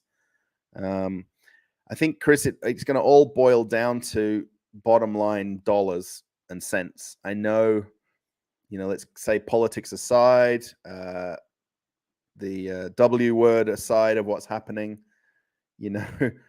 McDonald's probably didn't want to lose 1.4 billion or 1.5 billion, but they did, and the same with some of the petrol station companies here. I mean, I think between Shell and BP, it's something like a couple of billion. So it's all going to go down to how much are they willing to lose by getting on the plane and leaving, selling it to everything to local companies, even like DHL. So I've seen a lot of DHL vans around and trucks, but supposedly they've sold off their vehicles to either people working for DHL or to other companies. So I'm noticing the DHL vans running around, but they're not doing DHL. Yeah, Tata, yes. Yeah, black markets will thrive. Yeah, I think a lot of it here is gray market, not necessarily black market, but they're calling it gray market. I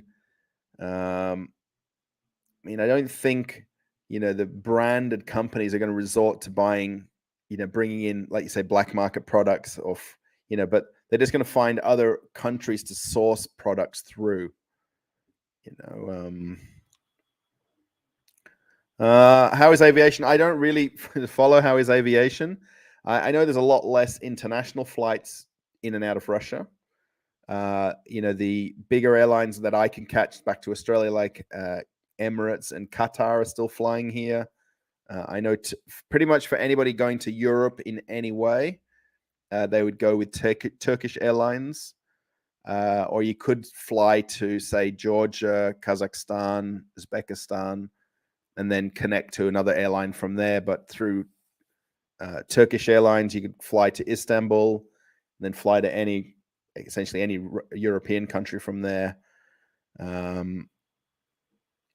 know there's a lot less arriving and departing flights. I mean, I'm not sure about the thing with Airbus and Boeing. I know there's obviously agreements about the maintenance of the airplanes, things like that. So, Glenn John. Greetings from Chicago. Very hot here. Yes, I think someone else is from Chicago. So, Moscow is its own ecosphere, methinks, compared to other parts of Russia. Yeah, Thomas, absolutely correct. Yes, I mean, I won't shy away from that. I haven't lived outside of Moscow. I mean, I'm in Moscow region, so it's still Moscow, but I've not lived in another city to give you that absolute perspective of the difference. I mean, my wife is from Ufa. I visited where her family live. I mean, I know that's 4 hours east of Moscow. I mean, it's still got a population of 1 million people for the Ufa or Bashkortostan region. It still felt like a biggish city when we were there. I mean, I'm sure if you live there longer, it gets smaller and smaller. But yeah, I mean, there's always going to be that thing that Moscow isn't Russia, Russia isn't Moscow. It's different in different parts. Absolutely, yes. China closed airspace to Russian airlines. Also, that's interesting. Yeah, when you go to the let's see if Flight Radar will work. Yeah, please work. You guys use Flight Radar, by the way?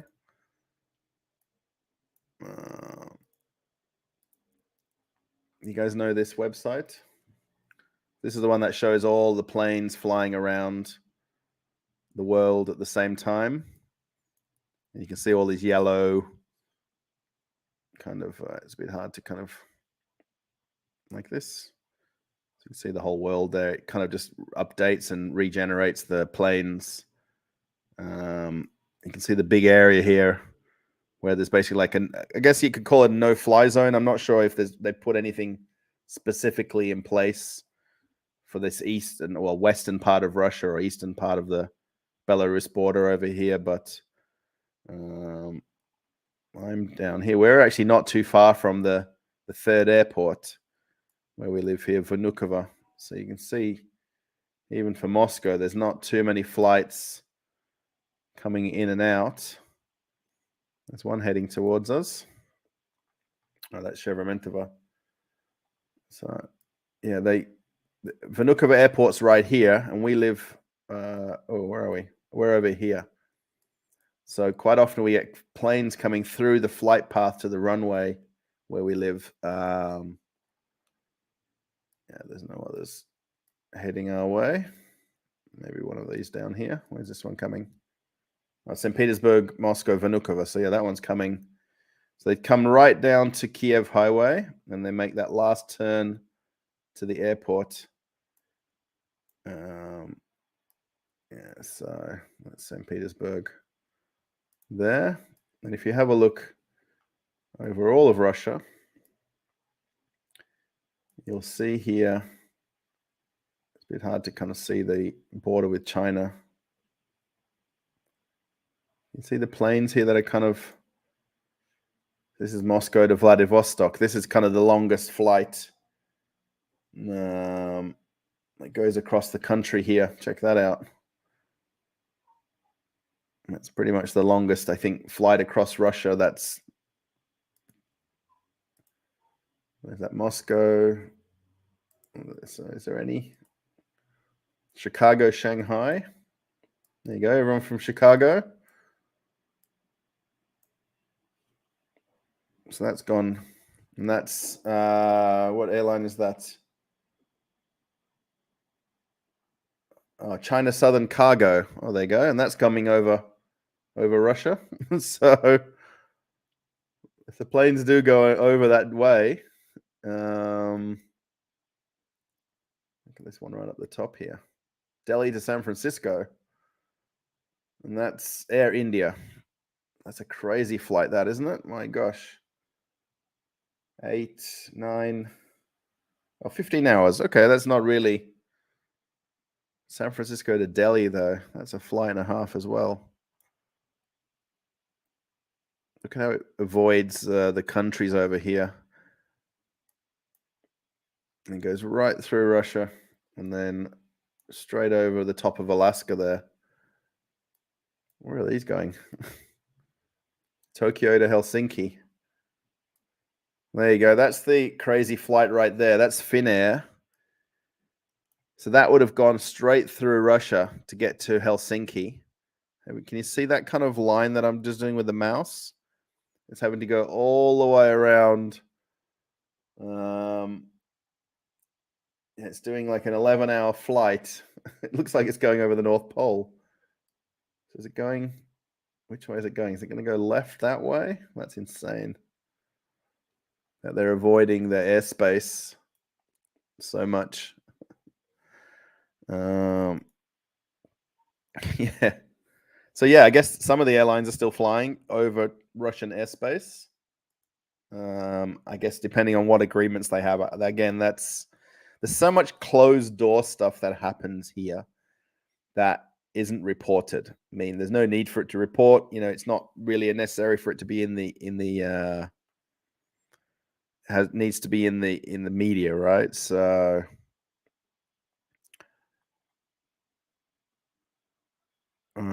Moscow and St. Petersburg are special, but looking at maybe Murmansk.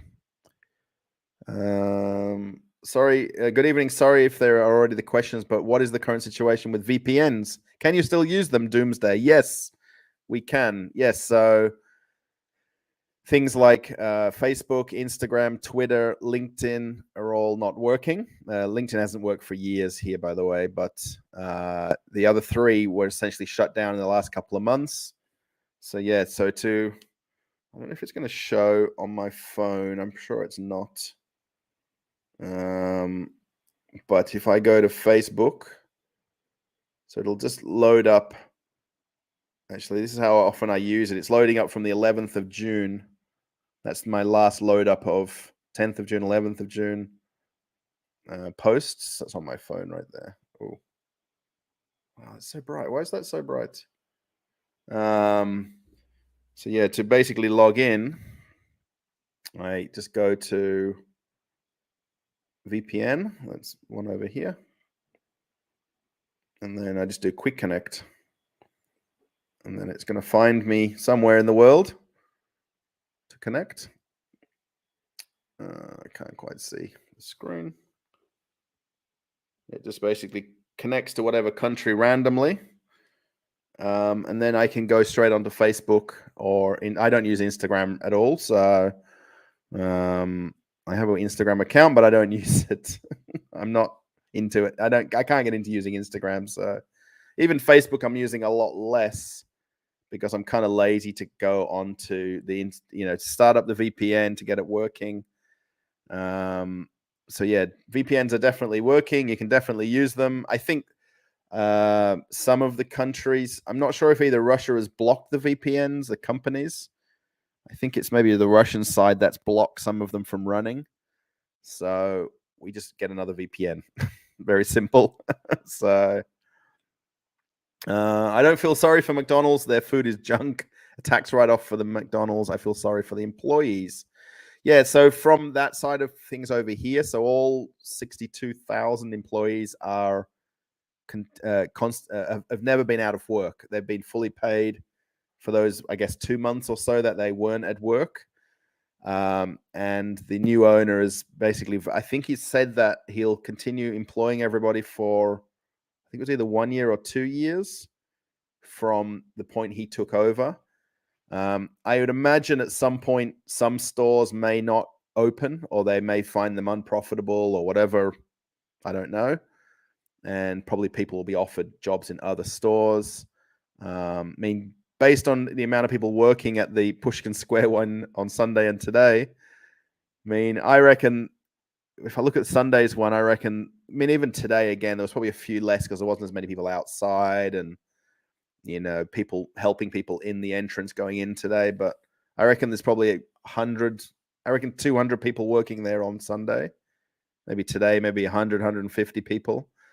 So there's no job losses from the Russian side of McDonald's business. So maybe whatever happened for the American side of it, or whoever was dealing with logistics with the company, I don't know. But completely everybody's been paid, even right through all the other companies that have closed. I think just the last day or two, IKEA have said that they're not going to continue operations in Russia, and they're looking to sell their factories. I think they've got 4 factories across Russia that produce IKEA products for this market or this region. So they're looking to sell the factories, and then the existing stock in the factories they'll sell to the staff or to the management of the new company. So for now, all of the IKEAs are closed, but they've got people coming every day to work to do returns exchanges and things like that, and their customer service is still working. But I imagine, a lot of the staff there will probably, not necessarily lose their job, but they'll look for other jobs. They'll have probably known what is going to happen going forward, what the kind of plan is. So, but I guess they'll get paid until they don't, and then they move on.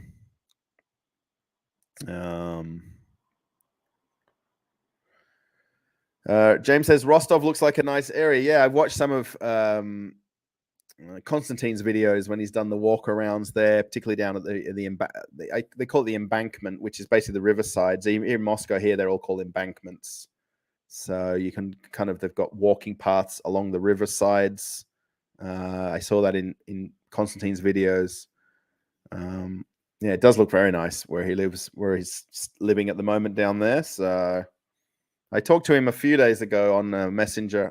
We talk on Telegram, and we sent messages, like voice messages, back and forward to each other.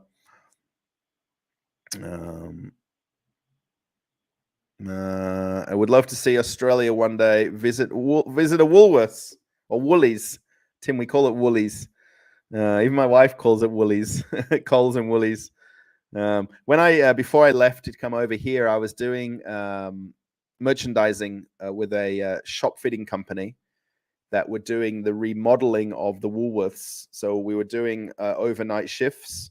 So pretty much 8 p.m. or 9 p.m. start till 6, 7 in the morning, where they were basically fully renovating entire stores. And the new ones, they actually did the one very close to where I live. So it was very fortunate. I could literally drive 5 minutes to that store, but some of them were across the other side of the city. But we were working in a 15 or 20 person group that would come in and do the re-merchandising as they were shop fitting the store. And the Woolies, the new one that was at my local shopping center, was very nice. I mean, it was huge. They cut it down in size a lot, but they improved things like the deli section and the bakery section and the fish section. And they've just made it more appealing to go shopping. In Australia, we've only got a few major supermarket brands. So Coles, Woolies, and then we've got independent IGA, and then now there's Aldi. So there's not really a need for the supermarkets to improve because there's so few choices to go to. I mean, there isn't really, you don't need to be better than the next guy if you've got a good amount of the market share already. So,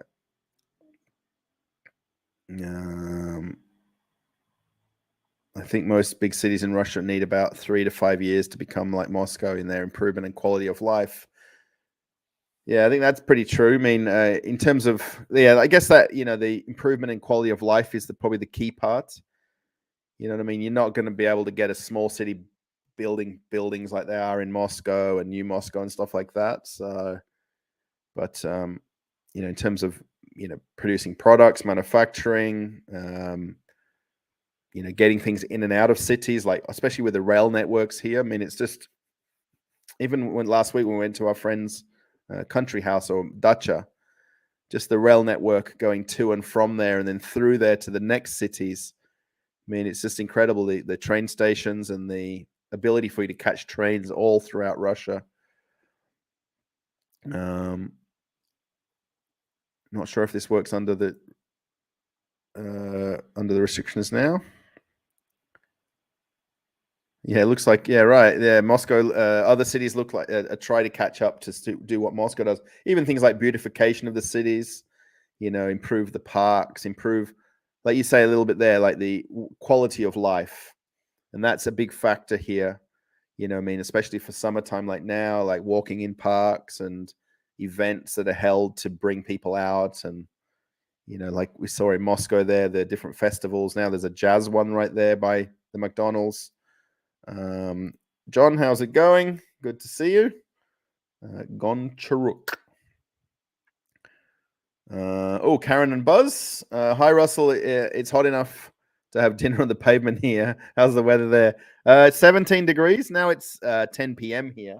Today, I guess it got to what, about 22, 24 Celsius. So it's not hot. It's nice. I wore a sweater when I went out. And then on the way home, I took it off on the bus home because I was kind of warm by then. So I have a t-shirt and shorts on. I'm wearing shorts every day now when I go out. So it's very pleasant, let me say. I mean, blue skies. I mean, we've had a couple of rainy days over the weekend, but this week they're saying it's like tropical weather. There's the meteorologists that do the weather here, particularly when I read it through websites. They're very cryptic and very specific with their wording about the weather, and they're calling it tropical weather this week. So there's a chance of rain or thunderstorms here and there. So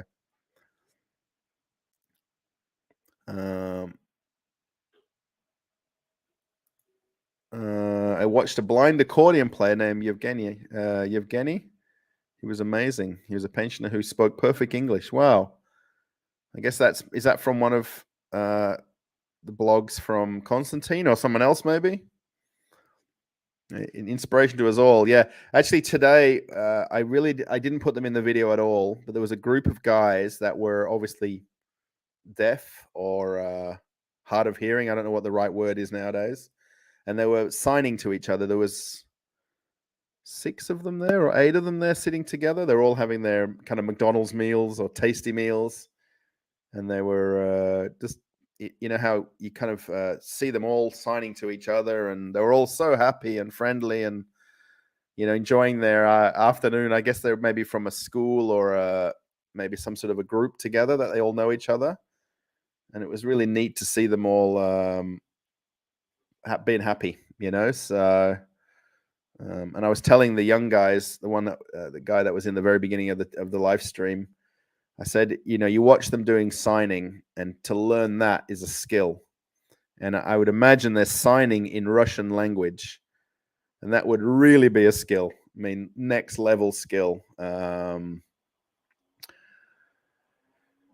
Thanks for your insights, Russell. Have to go on. Be safe and see you soon. Best from Germany. Thanks, Thomas. Yes, we're going to go for 20 more minutes. So 10:30. We'll call it at exactly 2 hours, I think. So I think that's the best way to do it. We've got 31 likes, by the way. So thank you for anyone that's put a thumbs up or a like. And then if anyone wants to put any comments or likes in the video after it finishes and after the live stream ends, again, I do try to reply to as many comments as possible. So thank you if you do put any comments. I do read a lot of them. I maybe not reply to all of them as quickly as I should. It can get a lot of comments on some videos more than others. So, Bearbull, how are we going? Good to see you. I was thinking, Bearbull, of doing a live stream for the cruise channel. So if anyone doesn't know, I've got a second channel called I Like Cruise Ships. Maybe we'll pull that up right here. Actually, I'll pull up the count for the subscribers, because it's almost 10,000. And that's the bit that's kind of the important part, if that makes sense.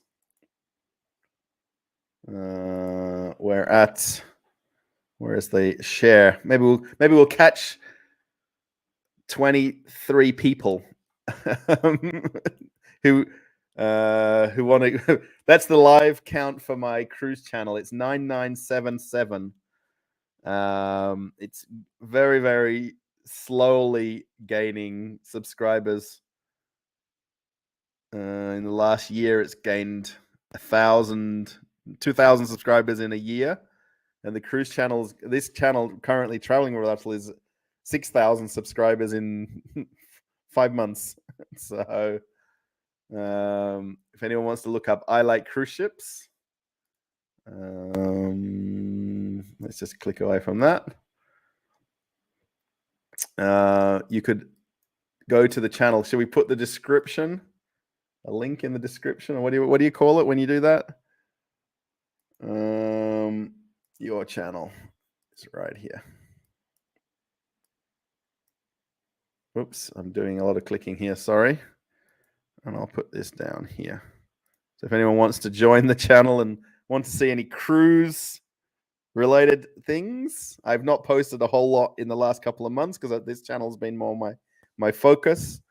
But I was hoping to do a live stream for this. Oh, it's lost a subscriber. 9976. So we're 24 away from 10,000 now. I was planning to do a live stream and try to catch the 10,000 count as I do the live stream. Oh, it's gone back up again. So, oh, thanks, James. You just subscribed. Yeah, don't expect a lot of content if you're a new subscriber to that channel. So, 23 people. Tim says, yeah, there's IGA there. Yes, in Australia we do have Independent Grocers Association, I think it stands for, IGA. And they're mostly kind of like a franchise supermarket, if you know what an IGA is or how it works. They are generally family owned or independently owned in some form. And sometimes people own multiple IGAs, but it's like the one close to where we were living in Rockingham. It was a family, and actually the brother, I think it was, lived in the same apartment complex as I did, which is kind of neat that they happen to live in the same building. But yeah, the IGAs, they're not everywhere in Perth. They're mostly, a lot more IGAs are in regional areas. They're not necessarily as cheap as Coles or Woolies either, but 9978. Wow, I can get it to 10,000 without trying here. So thank you if anyone's subscribing. It's been over 100 Fahrenheit here recently. Wish I was in Siberia. Yeah, I don't think it's that much colder in Siberia. Is it? Let's have a look at the Russian weather. Where are we? This is my weather here. This is in Celsius, by the way. So some rain showers around. So 20. This is all across Russia here. So pretty much everywhere's 15 Celsius and above. Tomorrow it's going to be, today's 11 degrees tonight, and then tomorrow 20 degrees. Light rain tomorrow. Oh, some rain. What? Let's go to this big map because this is kind of cool. We'll just let them know it's not raining outside. I like to always follow their little. See, there's a bit of rain around. We won't go. Let's go all the way east. You can't really zoom out so much here. Where are we? So yeah, 13 degrees, 10 degrees, 9 degrees. And this is 10 p.m. at night here. That timing over there, I don't know, that would be 7 or 8 hours difference over on the east of Russia compared to Moscow. I guess we're expecting some rain over here coming this way. Yeah, there's nothing around Moscow area right now, so yeah. So there's the weather for you. 9979 or 9980. We're gonna get to 10,000.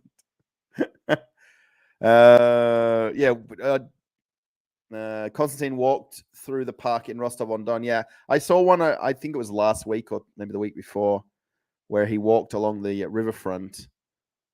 So I don't watch every video he puts out because he puts them out 1 or 2 a day sometimes. So, do you speak any Russian? I don't speak a lot of Russian. Malinki по-русски, which is like a little bit of Russian. I just know words, not necessarily any sentences, which is really bad of me not to know more. Yeah, they're all waiting for me to get back on the cruise ships, Bearbull. Exactly. And thanks for being a channel member, by the way. I don't know if I thanked you via one of the comments or not. Yeah, thanks, James. Sub to you now, 22. Yeah, we get. Oh, it's yeah. If you guys are watching that number go up or not, so that was me. Thank you, Faith, as well, and John. Oh, hello, John. Sorry, and then Stephen. Thank you, Stephen, for being a subscriber of the other channel. So, actually, there's a playlist on that channel which may be kind of interesting to some people. If I go to playlists, let's hide that for a second. I think it's only right down to the bottom. There's a ton of videos here, by the way. If there's a lot of cabin walkthroughs, some probably not amazing, good quality ones is what I'm probably making now, if you like. I didn't probably know as much about making videos. Where is the Russian ones? Got to be somewhere here. Ocherios, Grand Turk, Russian ones. There we go. So there's actually 20 videos on this channel that are mostly vlog style videos. So, and actually I did a walking tour of the first McDonald's ever in Russia, but it was basically from a few years ago. So I've done a walking tour inside that same McDonald's. So if you want to watch back the older video, first dog in space, I went to Russia's largest shopping center. Travel vlog. So I did a vlog where I went to the football. I went on to the Moscow Botanical Gardens, the Apothecary Gardens. Real Moscow projects will know that well. I went there. Gloria Park. Yeah, so Gorky Park, Nikolskaya Street. So yeah, Europe's largest shopping center. So yeah, I've done 30 videos already on the channel. So if you want to watch any other Russian content on that channel, then it might be worth watching that, just if you think it's worth it. So have we gone back down? No, we're on 19 subscribers away from the this is for the I Like Cruise Ships. This is my second channel that forever and ever and ever I've tried to get it to 10,000, and I've essentially, because I'm not posting as many videos, it won't gain subscribers as much as it did in the past. So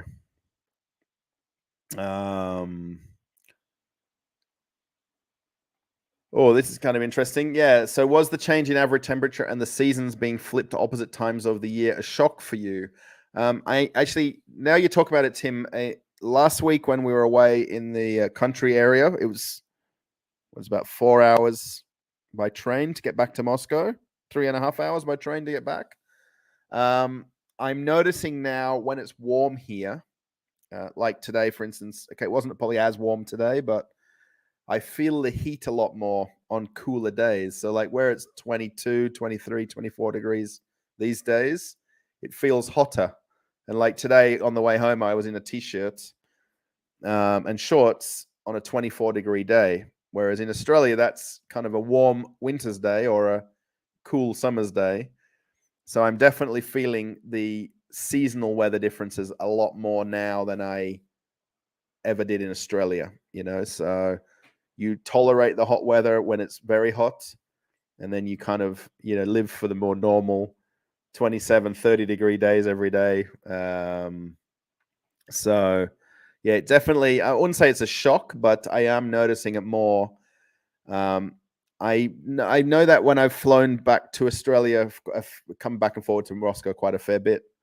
But I had the one time when I flew from like minus winter temperatures to, it was like a 38 or 40-degree day in Perth on the day I landed. And we worked it out. It was something like, it was a 50 Celsius temperature difference, I think it was, because it was like plus 40 to minus 10 or 15 when I left Moscow. And I had my dad bring shorts, a t-shirt, and flip-flops to the airport, because I literally was in pants and a jacket and a sweater and a t-shirt when I came off the plane on arrival. And I literally grabbed it off him. He literally handed it to me. I walked straight into the bathrooms at the arrivals at the airport in Perth, and then went and got shorts, flip-flops straight on and went home. And, it's definitely noticeable, the temperature differences now, that you kind of just, when it was very cold in winter here, I was okay with it. You dress appropriately for cold weather. Whereas now, I'm a little bit crazy, like going out. Like today I wore a sweater, even though it was sort of nice weather, but you still feel cold sometimes. So, Faceless Chef UK, how's it going? Good to see you in the live stream. Haven't chatted to you for a little while on, what are we chatting on? Messenger? I'm not sure which one we're chatting on. One of them. Oh, Palm Springs. Nice. Travel back and forth. I'm a snowbird. Yes, I think that's a big thing in America, right? The back and forward traveling, especially from the northern cities down to Florida or I guess Georgia, maybe, I don't know, but get a lot of people on the cruise ships that are doing that, and a lot, even Canadians as well. A lot of Canadians that come up and down for winter and summer.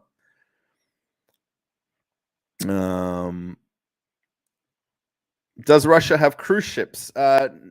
Russia is a country, but cruise ships were coming to St. Petersburg. But essentially, every cruise line in the industry pulled out all of their port stops in St. Petersburg for this summer season. So essentially, now would be the season when cruise ships would come to St. Petersburg.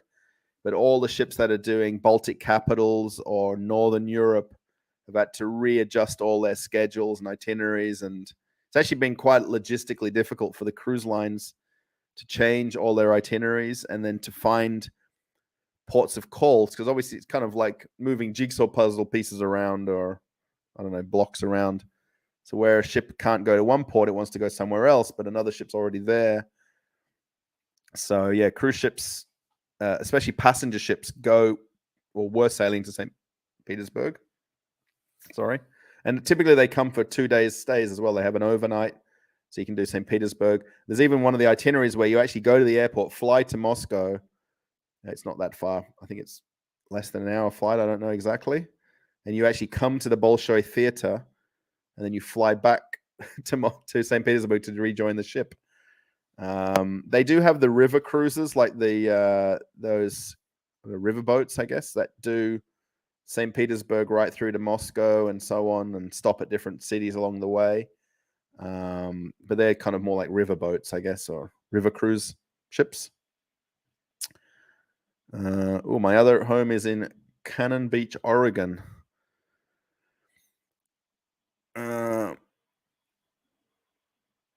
Where are we here? Have we got some more crazy people here? I think so. Well, that's not everybody, you guys. Sorry. There's some weather is in SoCal is usually great. Air quality, not that much. Oh, you had to give up YouTubing for a few weeks. Yeah, I pretty much. So if anyone doesn't know, I guess we're ending this week almost. It was 2 weeks ago. We were going away for a week on last Monday week.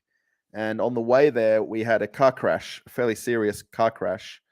A truck basically clipped the back of the car and spun us, or basically T-boned us. It clipped the car and made us T-bone into the front of the truck. And the truck slid us along 30, 50 meters along the highway. Then we stopped and the car rolled forward into the other lane. And then we got clipped again by another car, or actually four-wheel drive. and it was my wife's friend who was driving, and my wife and I were passengers in the car. And we all got out of the car completely okay. My wife's knee was dislocated. We didn't know this at the time. She went to the doctor yesterday. Her doctor here in Moscow, who's basically like a physiotherapist, the ones that look after your back and stuff like that, and I guess legs and joints and things. So she went to the hospital that same day it happened, and then they said, "Oh, well, it's not broken." She thought maybe her ankle or her knee were broken, and then we kind of said, "Well, it's obviously not broken because there's no fractures in the X-rays. It's heavy bruising or it's strained." So now it turns out that it was dislocated, and the doctor yesterday relocated, I guess, but now she's got another 3 or 4 or 5 more days of not putting any strain on it and walking excessively on it. So yeah, so that week I was meant to go and film videos there in the country area where we stayed, and pretty much that first few days, 2 or 3 days we were there from Monday afternoon till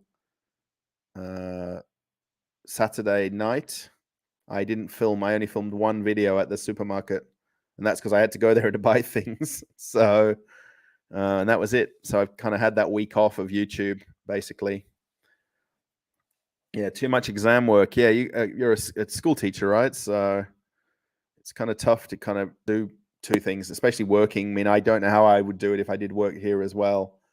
I'm very lucky that I can, live through the YouTube earnings and things like that. So thank you for everyone who watches videos, by the way.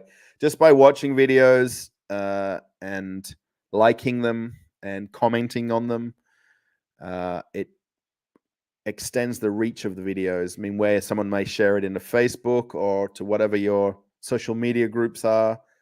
I know things like the closed shopping center videos got shared into other media forms. Maybe somebody shared like the McDonald's video into a food group. I've got a food group in Australia on a Facebook, so I shared it there. So yeah, anybody that just watches things is helping the channel a lot as it is. Oh, it's raining.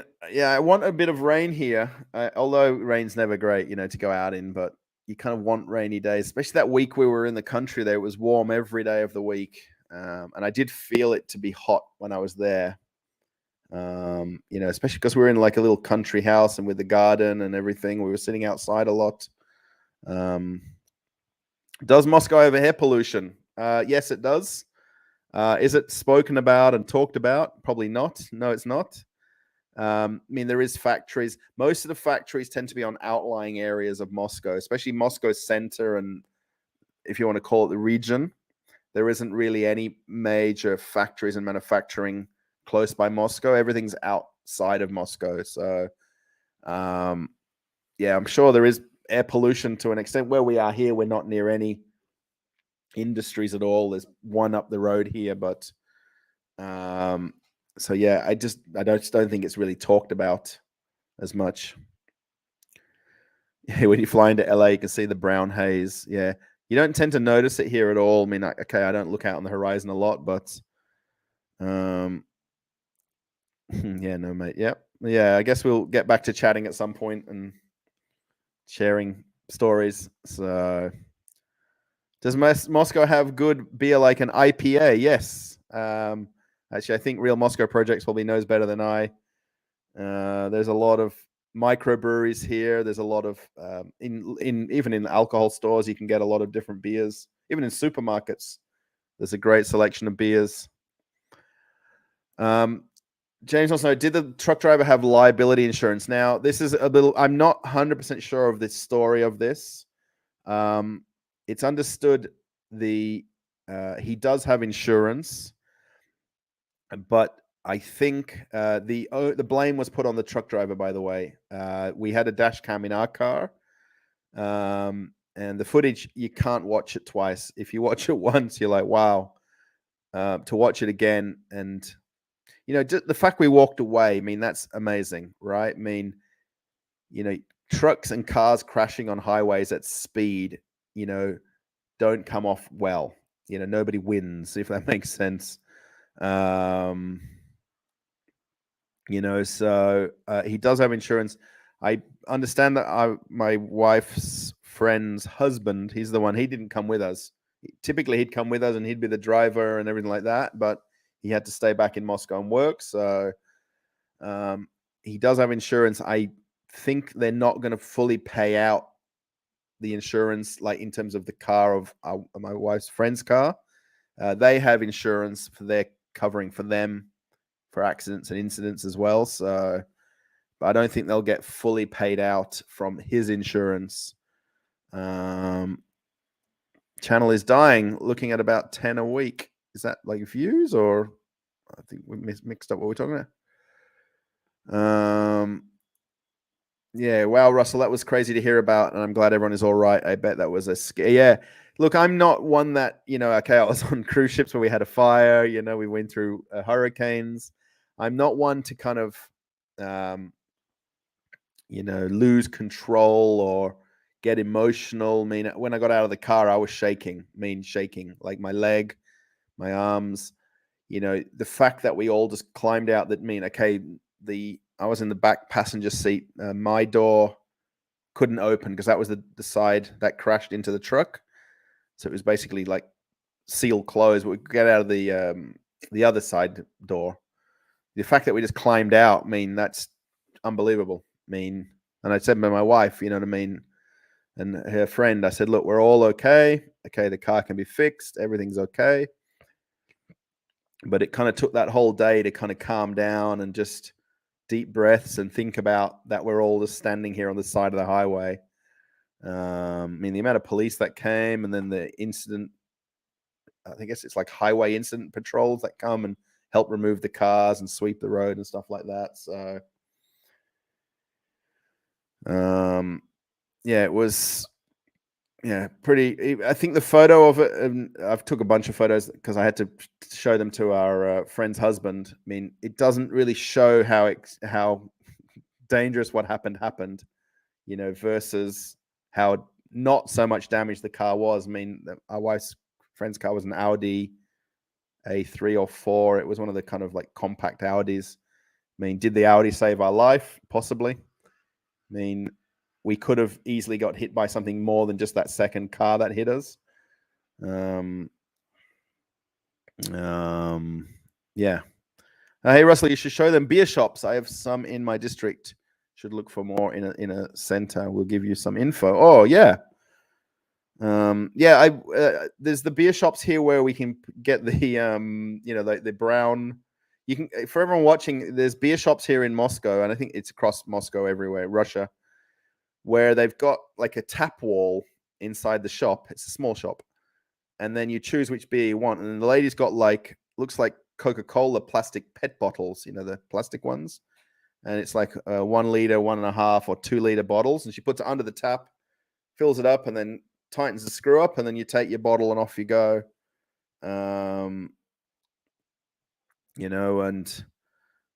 I guess that kind of beer shop. They're very cool and just unique. In terms of the Russian culture of beer buying or beer drinking. Happy you were all not seriously injured. I completely agree. It's, it doesn't go through my head that I think about it, but I remember the second when we rolled forward, and then the other car hit us, and we just basically spun, I guess 2 or 3 or 4 times, and then stopped. And then his 4-wheel drive, it was called a Patriot. Kind of looks like a big Toyota Land Cruiser. He was the one that clipped our front left wing, and his engine and his engine block basically broke, and then the axle on his truck, his 4-wheel drive broke, and he probably had more damage than we had on our car. So he was kind of the innocent third person in all of it. But I can just remember when I watched the video back later, just that bit where there's just them seconds, tick, tick, tick, and then boom, then the camera basically flew off the hinge, off the windscreen after that. So, oh wow, yeah, U.S. Marine, wow. Off-duty U.S. Marine hit you and wow, disabled for 3 years. Wow, that's crazy. You received even liability, I guess, for payout as well. I guess, look, for not going to work and everything like that. I mean, it's deserving of it, right? But yeah, it's yeah. I mean, it's just my wife's. I mean, I guess now she's probably going to have another week where she's not going to fully be able to walk on it, put weight on it too much. Just the fact that when she went off in the ambulance to the local hospital to have it X-rayed, and then they said, that she's fine, So, and and I at the time they made a kind of sign like a I don't know, sign a contract or something, or a letter of discharge from the hospital that she's fine, because at the time my wife didn't know if our friend was to blame for the accident, and it turned out she wasn't, right? Because they saw the footage, they saw the other truck hit us and stuff like that, and they told my wife to sign it so that it doesn't put blame on her injury on our friend. But because she was in the hospital and not at the police station, that was all not known.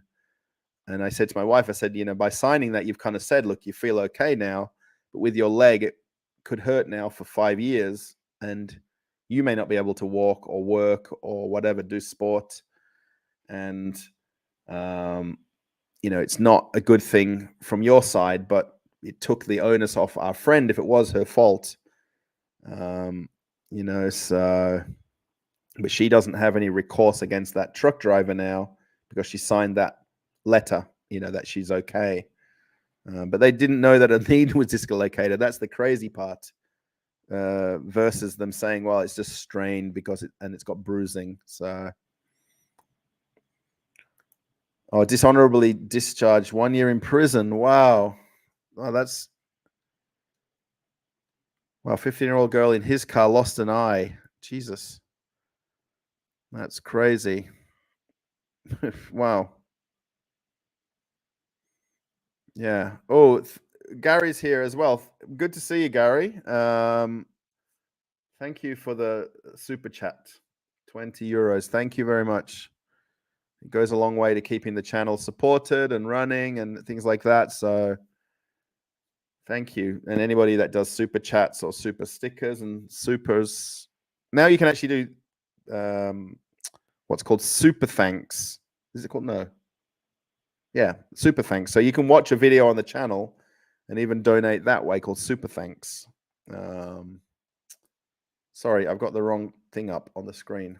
I didn't mean to do that. I've just realized I've had the wrong thing up the whole time. Yeah, so let's take all that down altogether.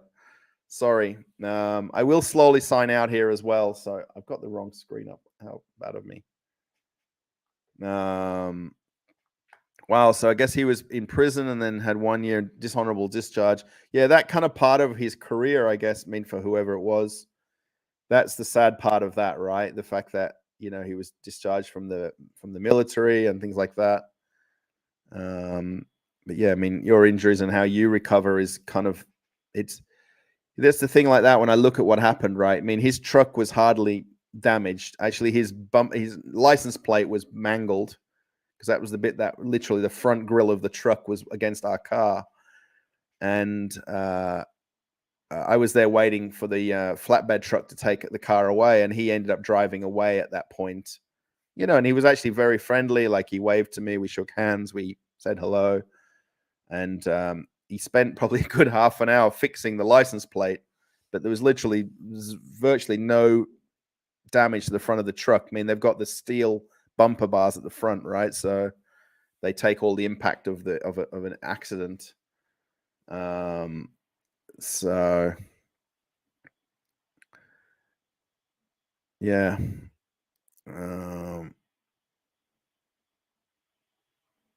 Got hit on the same. I'm not sure about who Sam Kizon is. Kinison died on. But yeah, I guess you don't ever forget that moment in time, right? Where you were, when it happened, what happened, how it happened. So, have we got the same person here doing this? What's going on here? Sorry, everyone.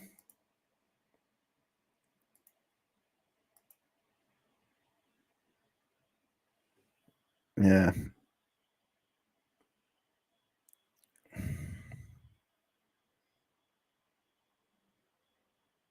Yeah, feel sad for the girl. Absolutely. I mean, even she being the passenger in that person's car, I mean, it's the one thing that, like where my wife, her leg obviously hit the glove box of the car. So when we had the impact, I think it was probably the second impact, her leg probably just, her feet were on the floor mats in the passenger seat, and her legs probably lifted up and then just basically knee jerked against the glove box. So, I mean, our driver, our friend, she got out the car completely unscathed, and I'm in the back, nothing as well.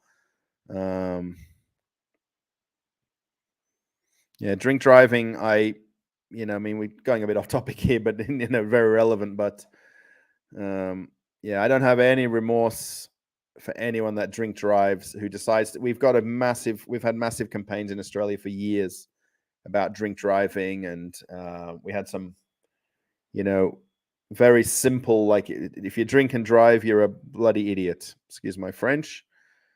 And we had that very simple Australian message for years and years as the, especially through the police and the, I guess there's kind of the authorities that deal with, crashes and, road incidents.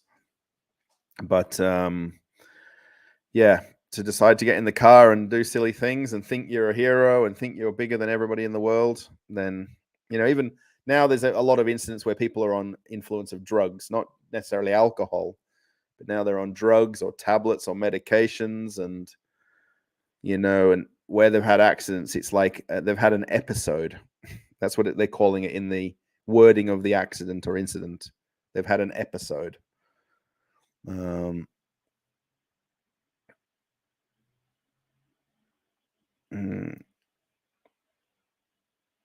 I-15 going to Las Vegas. Oh, there you go. So you know the streets and the places. Wow, that's crazy. Yeah, yeah, car accidents. Yeah, especially cars and trucks. I mean, we live by our area, so going out of Moscow to the regions. If anyone's seen the map, it's kind of like different spider arms going out. So from Moscow to where we live, it's what's called Kiev Highway, because basically, if you keep going to the end of the highway, you end up in Ukraine. Not actually to Kiev, but to the border of Russia and Ukraine. And it's called Kiev Highway or Kiev Shusay. And I'm in a local Facebook group for our suburb here, and there's photos or videos quite often of crashes on this highway and traffic jams and stuff like that. And there's a point in our highway when we go back into Moscow center where we go past Vnukovo Airport, where the steel barriers and railings are not connected, because they allows people, particularly service vehicles and even the police and military, to turn into the airport from the other direction, not to have to go over the flyover and come back the other way. So, and I saw a video of essentially the car going along the highway back to Moscow, and the car coming the other way, as where there would be a barrier and it would lose control, it would hit the barrier and that's it, stay on that side of the road. But it's literally come on towards and driven straight over into the oncoming traffic. And there's a video, like a dash cam of that. And, how many times I've been in the bus and, the bus driver wants to get a bit excited and go a little bit faster on the inside lanes, because the bus doesn't tend to stop on the highway once it goes into Moscow for me when I catch the bus. And I always just think of that video of that car just swerving over into the other, across the traffic, especially at that one little cut through, So, yeah. Oh, thank you, Crazy Oregon Beaver. Thank you for the super chat, $20. Thank you for beer. Now, actually, not tomorrow, but on actually Real Moscow Projects on Saturday, we're going to meet up. So we're probably going to end up going for a beer, or I don't know where we're going to go, but We're going to go on a little adventure together, Real Moscow Projects and I and her partner, close to where I live here, actually. So I'm not sure, not figured out where we're going to meet yet. So,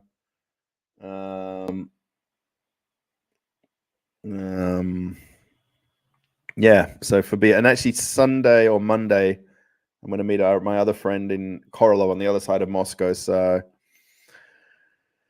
thank you, James. Love your work. Got to go. Take care. Yeah, I think I should get going as well. We're at 15 minutes longer than I said I was going to chat for. Where are we? Okay, we'll go for exactly 16 minutes. So if anyone wants to count me down, if there's still enough of us all here, when we reach 11 p.m. my time, I'm not sure where you are in the world, but 14 minutes and 50 seconds from now, I'm going to end the live stream. So rather than just say goodbye 10 seconds from now. So we'll have a bit of a slow wind down. So yeah, thank you for the super chat. Crazy Oregon Beaver.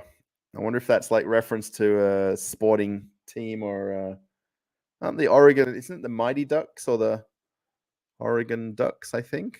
Isn't it, I think, the Oregon ones, the teams? I'm not sure. Now what I'm saying, I'm going to stay longer. There's no one else mentioning in the chat. So yeah, so anybody wants to look out, what are we at now? 11. Okay, so I'll do my best to have the video in the next, let's call it 6 hours. So maybe by tomorrow morning, I'll have the video of me going to McDonald's today or to Tasty. Ikuzna, what was it called again? Ikuzna. Tasty, and that's it. Yeah, it's very hard to get a grasp of the name of this new McDonald's restaurant. So it was nice to go there today versus Sunday because it wasn't as busy. I didn't really line up just on that Sunday visit where if you watch the video back or you've seen it already, and I followed the crowd in. So what happened was I wasn't in the line of all the people where they had the stanchion roped off. And I sort of sat to the side, and I noticed as he's letting 20 people in at a time that he kind of just pulls the rope away and then steps back, and then people just flooded in. And I just sort of joined that sort of flood in of people.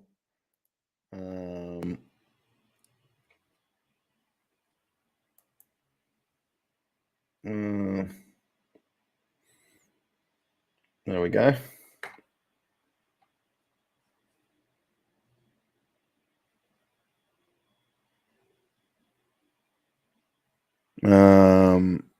Nice vlog. Sorry, I got on the wrong side of the bed. Oh, got out of the wrong side of the bed. I think that's the expression that you use, right? Yeah, I basically just kind of on that Sunday when I kind of snuck in with the crowd. I was hoping because I was holding my camera, it looked like I was still making like vlog footage because they'd had so many press through on Sunday that they wouldn't have questioned me just being able just to go in. But I did notice a few people use the old "I've got to go to the bathroom" trick for them to because they didn't question anybody that said they had to go to the bathroom. Okay, just go on in. And there was like one couple with a young child, and I'm pretty sure that they maybe just used that as an excuse. But I put you on the right side of the bed. Oh, that's good. Well, it's now evening time here, so it's soon my bedtime as well. So yeah, after I go into Moscow and back, it's like a long day. I mean, I kind of just went there and filmed and came back, but it still feels like a long day because it's, I don't drive anywhere here. So I catch the bus and the train and stuff like that, which there's more than enough public transport to get around. So, but it just feels like a longer time to go to places, to and from places. So, yeah. Oh, Oregon Ducks and Oregon Beavers. Nice. There you go. Yeah, and Oregon is the team with the that's not blue. That's not the blue playing field, is it? Am I getting that completely mixed up? The Oregon Ducks. Am I mixing that up completely? Oregon Ducks. football. I'm certain, isn't it? Oh no, they've got green grass. There's one of the teams that have got like a blue playing field, not the normal like green one or whatever color it is. Yeah, have a good day, Russell. Take care. Hugs and kisses to Jen. Hopefully she feels better. Yeah, look, her entire body feels better except her leg. So, and that's what's awkward, especially that week when we were there in the country house. We couldn't go for walks. She couldn't come with me on the train to that other town I went to. I went to another town to go shopping. Literally, it was like, I don't know, 2 kilometer walk to the train and then the train there and back. And I don't mind doing it, but it was just nice if Jen could have come with me, or we could have gone for a walk around the small housing village where we were staying. But yeah, I mean, luckily for work, she's still able to go to work, but luckily her job is in the same building where we live. So, and if she would have to go to Moscow and back every day, she wouldn't be able to do it. I mean, even to go to the doctors last week, yesterday she went to the doctor. Thursday, Wednesday, yesterday. She struggled to get there and back, really struggled because it's, the train and bus system, although it's amazing here, it doesn't really, someone asked this in another comment about the accessibility of catching the metro and the buses and trains. And particularly for the metro, not all the stations have elevator or escalator access, or especially elevator access. So if you've got a pram or a wheelchair, you're just going to struggle, and the buses are very good. They've got the gas airlift buses, the air ride buses, where they can kneel and lift up and down. So, yeah, thanks, Bebel, for coming. And we're going to get to 10,000 on the cruise channel. Lacey, bye, Russell. Kiwi here. I'm off to Woolies. Now we're talking about Woolies. Can you get me some Maltesers? Very sorry. Sorry for coughing. One thing I'll tell you, a funny thing about Woolies, right? So when we were doing the shop fitting, we'd come to work 8 p.m. or 9 p.m. So most stores in Australia are open 8 to 8 or 9 to 9, especially the supermarkets anyway. So when we came to work for 8:30, we'd meet before the shop closes. So if we meet before it closes, we'll come in through the normal entrance, and they'll put the shutters down and close the store. And we're wearing like high vis, and we're helping, build the shop. And at the last hour or two of the shop opening, they sell off some of the foods, like the hot chickens or hot chooks. And then they've got a markdown procedure, and they get down to $1 for a hot roast chicken on the last, 15 or 30 minutes. And almost every night we were going to some of the stores, they were offering the workers, like particularly the contractors doing the entire shop build, like hot roast chickens for $1 or $2 or whatever they'd mark them down to the last markdown. And then generally the staff would buy them and take them home and, just take off the breast chicken and make sandwiches or whatever, or freeze it. I don't know what they do with them. So yeah, it was always fun to get the cheap markdown stuff when the store closes. And then when I was working in the daytime in the supermarkets in Coles in Perth, I'd get a lot of markdown stuff. My wife got tired of me bringing stuff home because I'd get a lot of markdown cheeses and a lot of dairy stuff because they mark down so much daily. So, I'm off in a few minutes as well, Faceless Chef. So having to look after the kids. Ideal support for now. Nice speaking again, Russell. Yes, good to see you as well. So everybody, Faceless Chef UK has a YouTube channel. He does cooking related stuff, obviously, and he's faceless in the videos. That's the whole reference of his channel. So if anyone wants to look at that channel as well. I think they're owned by Phil Nike. Phil Nike. Phil Knight, the owner of Nike.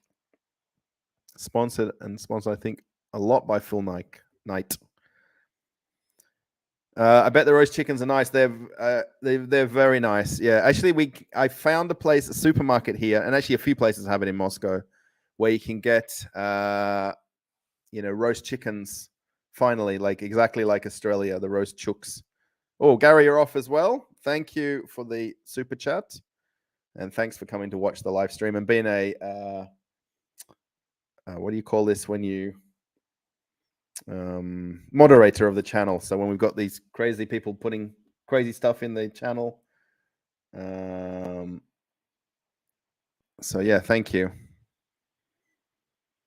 Oh, Boise State. There you go. Idaho, Boise State has the Smurf turf. Well, there you go, the blue field. Thank you, Bear Bull. Yeah, no worries. Yeah, Faceless Chef UK. Yeah, anybody that wants to watch or look up his channel. Yeah, maybe put the link if you have it really close by on hand. You can post it into the comments. University of Idaho. Oh, Idaho, right, has got the blue field. Yes. It's crazy that how they've got that kind of different colored turf, like the AstroTurf is a different color. So, yeah, thanks everybody if you're leaving or getting out of here. Yeah, no worries at all. Yeah, so everybody, thanks for watching the live stream. Thanks for being with me here in Moscow region, in my kitchen. Literally, see you next time. Kisses from Moscow. We'll go and have dinner now. Yes, me too. Yeah, I've actually got some pork that I'm going to make, some like pork loin, I guess you'd call it.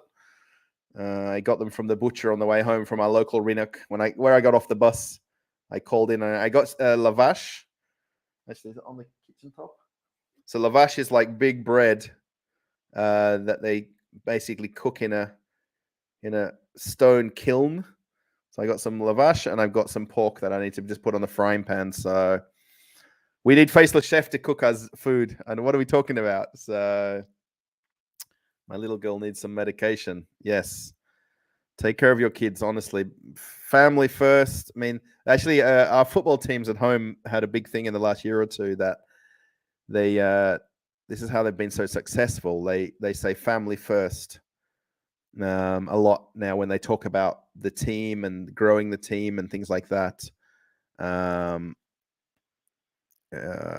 I forgot they had another saying, but the family first thing is a big deal for a lot of the football teams now. So, yeah, thanks everybody. I hope you like the live stream. Again, I'm going to have the video from my taste testing at McDonald's, or was McDonald's. Like someone mentioned earlier, I'm going to keep saying it until I realize I've got to say tasty. So I think it's more the talking point of that name than calling it that name, right? So that's the whole mystere around it at the moment. Mystere.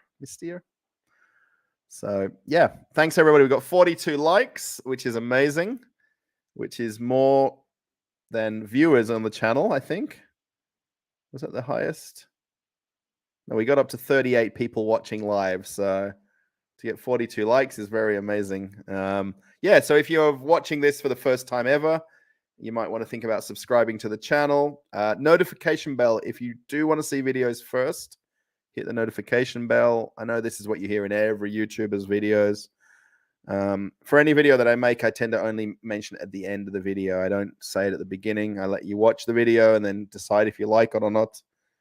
But definitely as many comments as you like in all the videos. If you want to comment on this after it's finished, you're more than welcome to put a comment afterwards. Sari Mento, thank you for commenting. And yeah, g'day. Good night, mate. Yes. I was going to say good day because that's our normal saying, but you've got good night. Thank you. Yeah, back to normal videos overnight. And then actually, I've got two. I can do the one from the bakery convention, which I won't get any views. I'm sure no one's going to watch that. But hopefully the McDonald's one will get more views. So yeah, I'll thank everybody again for watching. Again, thanks for thumbs ups, comments, and everything else. I don't know what else to thank. Thank you for super chats. A couple of very generous super chats for the video. So that's essentially what I'm earning money from while I'm living here in Moscow, is through YouTube. So thankfully I have two channels, although the cruise channel I'm not posting enough videos for it to be viable, if that is the right word, but it helps me continue living here and not have to seek employment, if that makes sense. So yeah, I'm going to resist having my chips that I've got sitting here, my mega chips, and I'm going to have some pork and some of this bread, this fresh baked bread, lavash. Actually, not quite on the counter behind me, but as you can see, a jar of honey right there. One of those, it's like a big, huge jar of honey that we got from somebody locally here. My wife must have brought back some mandarins from the store as well. So yeah, all right, I'm exactly on time. Wow, 3 seconds out with the different clocks here. Thanks, everybody. Catch you later. Thanks for traveling with Russell. Thanks for liking and watching and subscribing. And we'll see you in another video, everybody. Bye for now.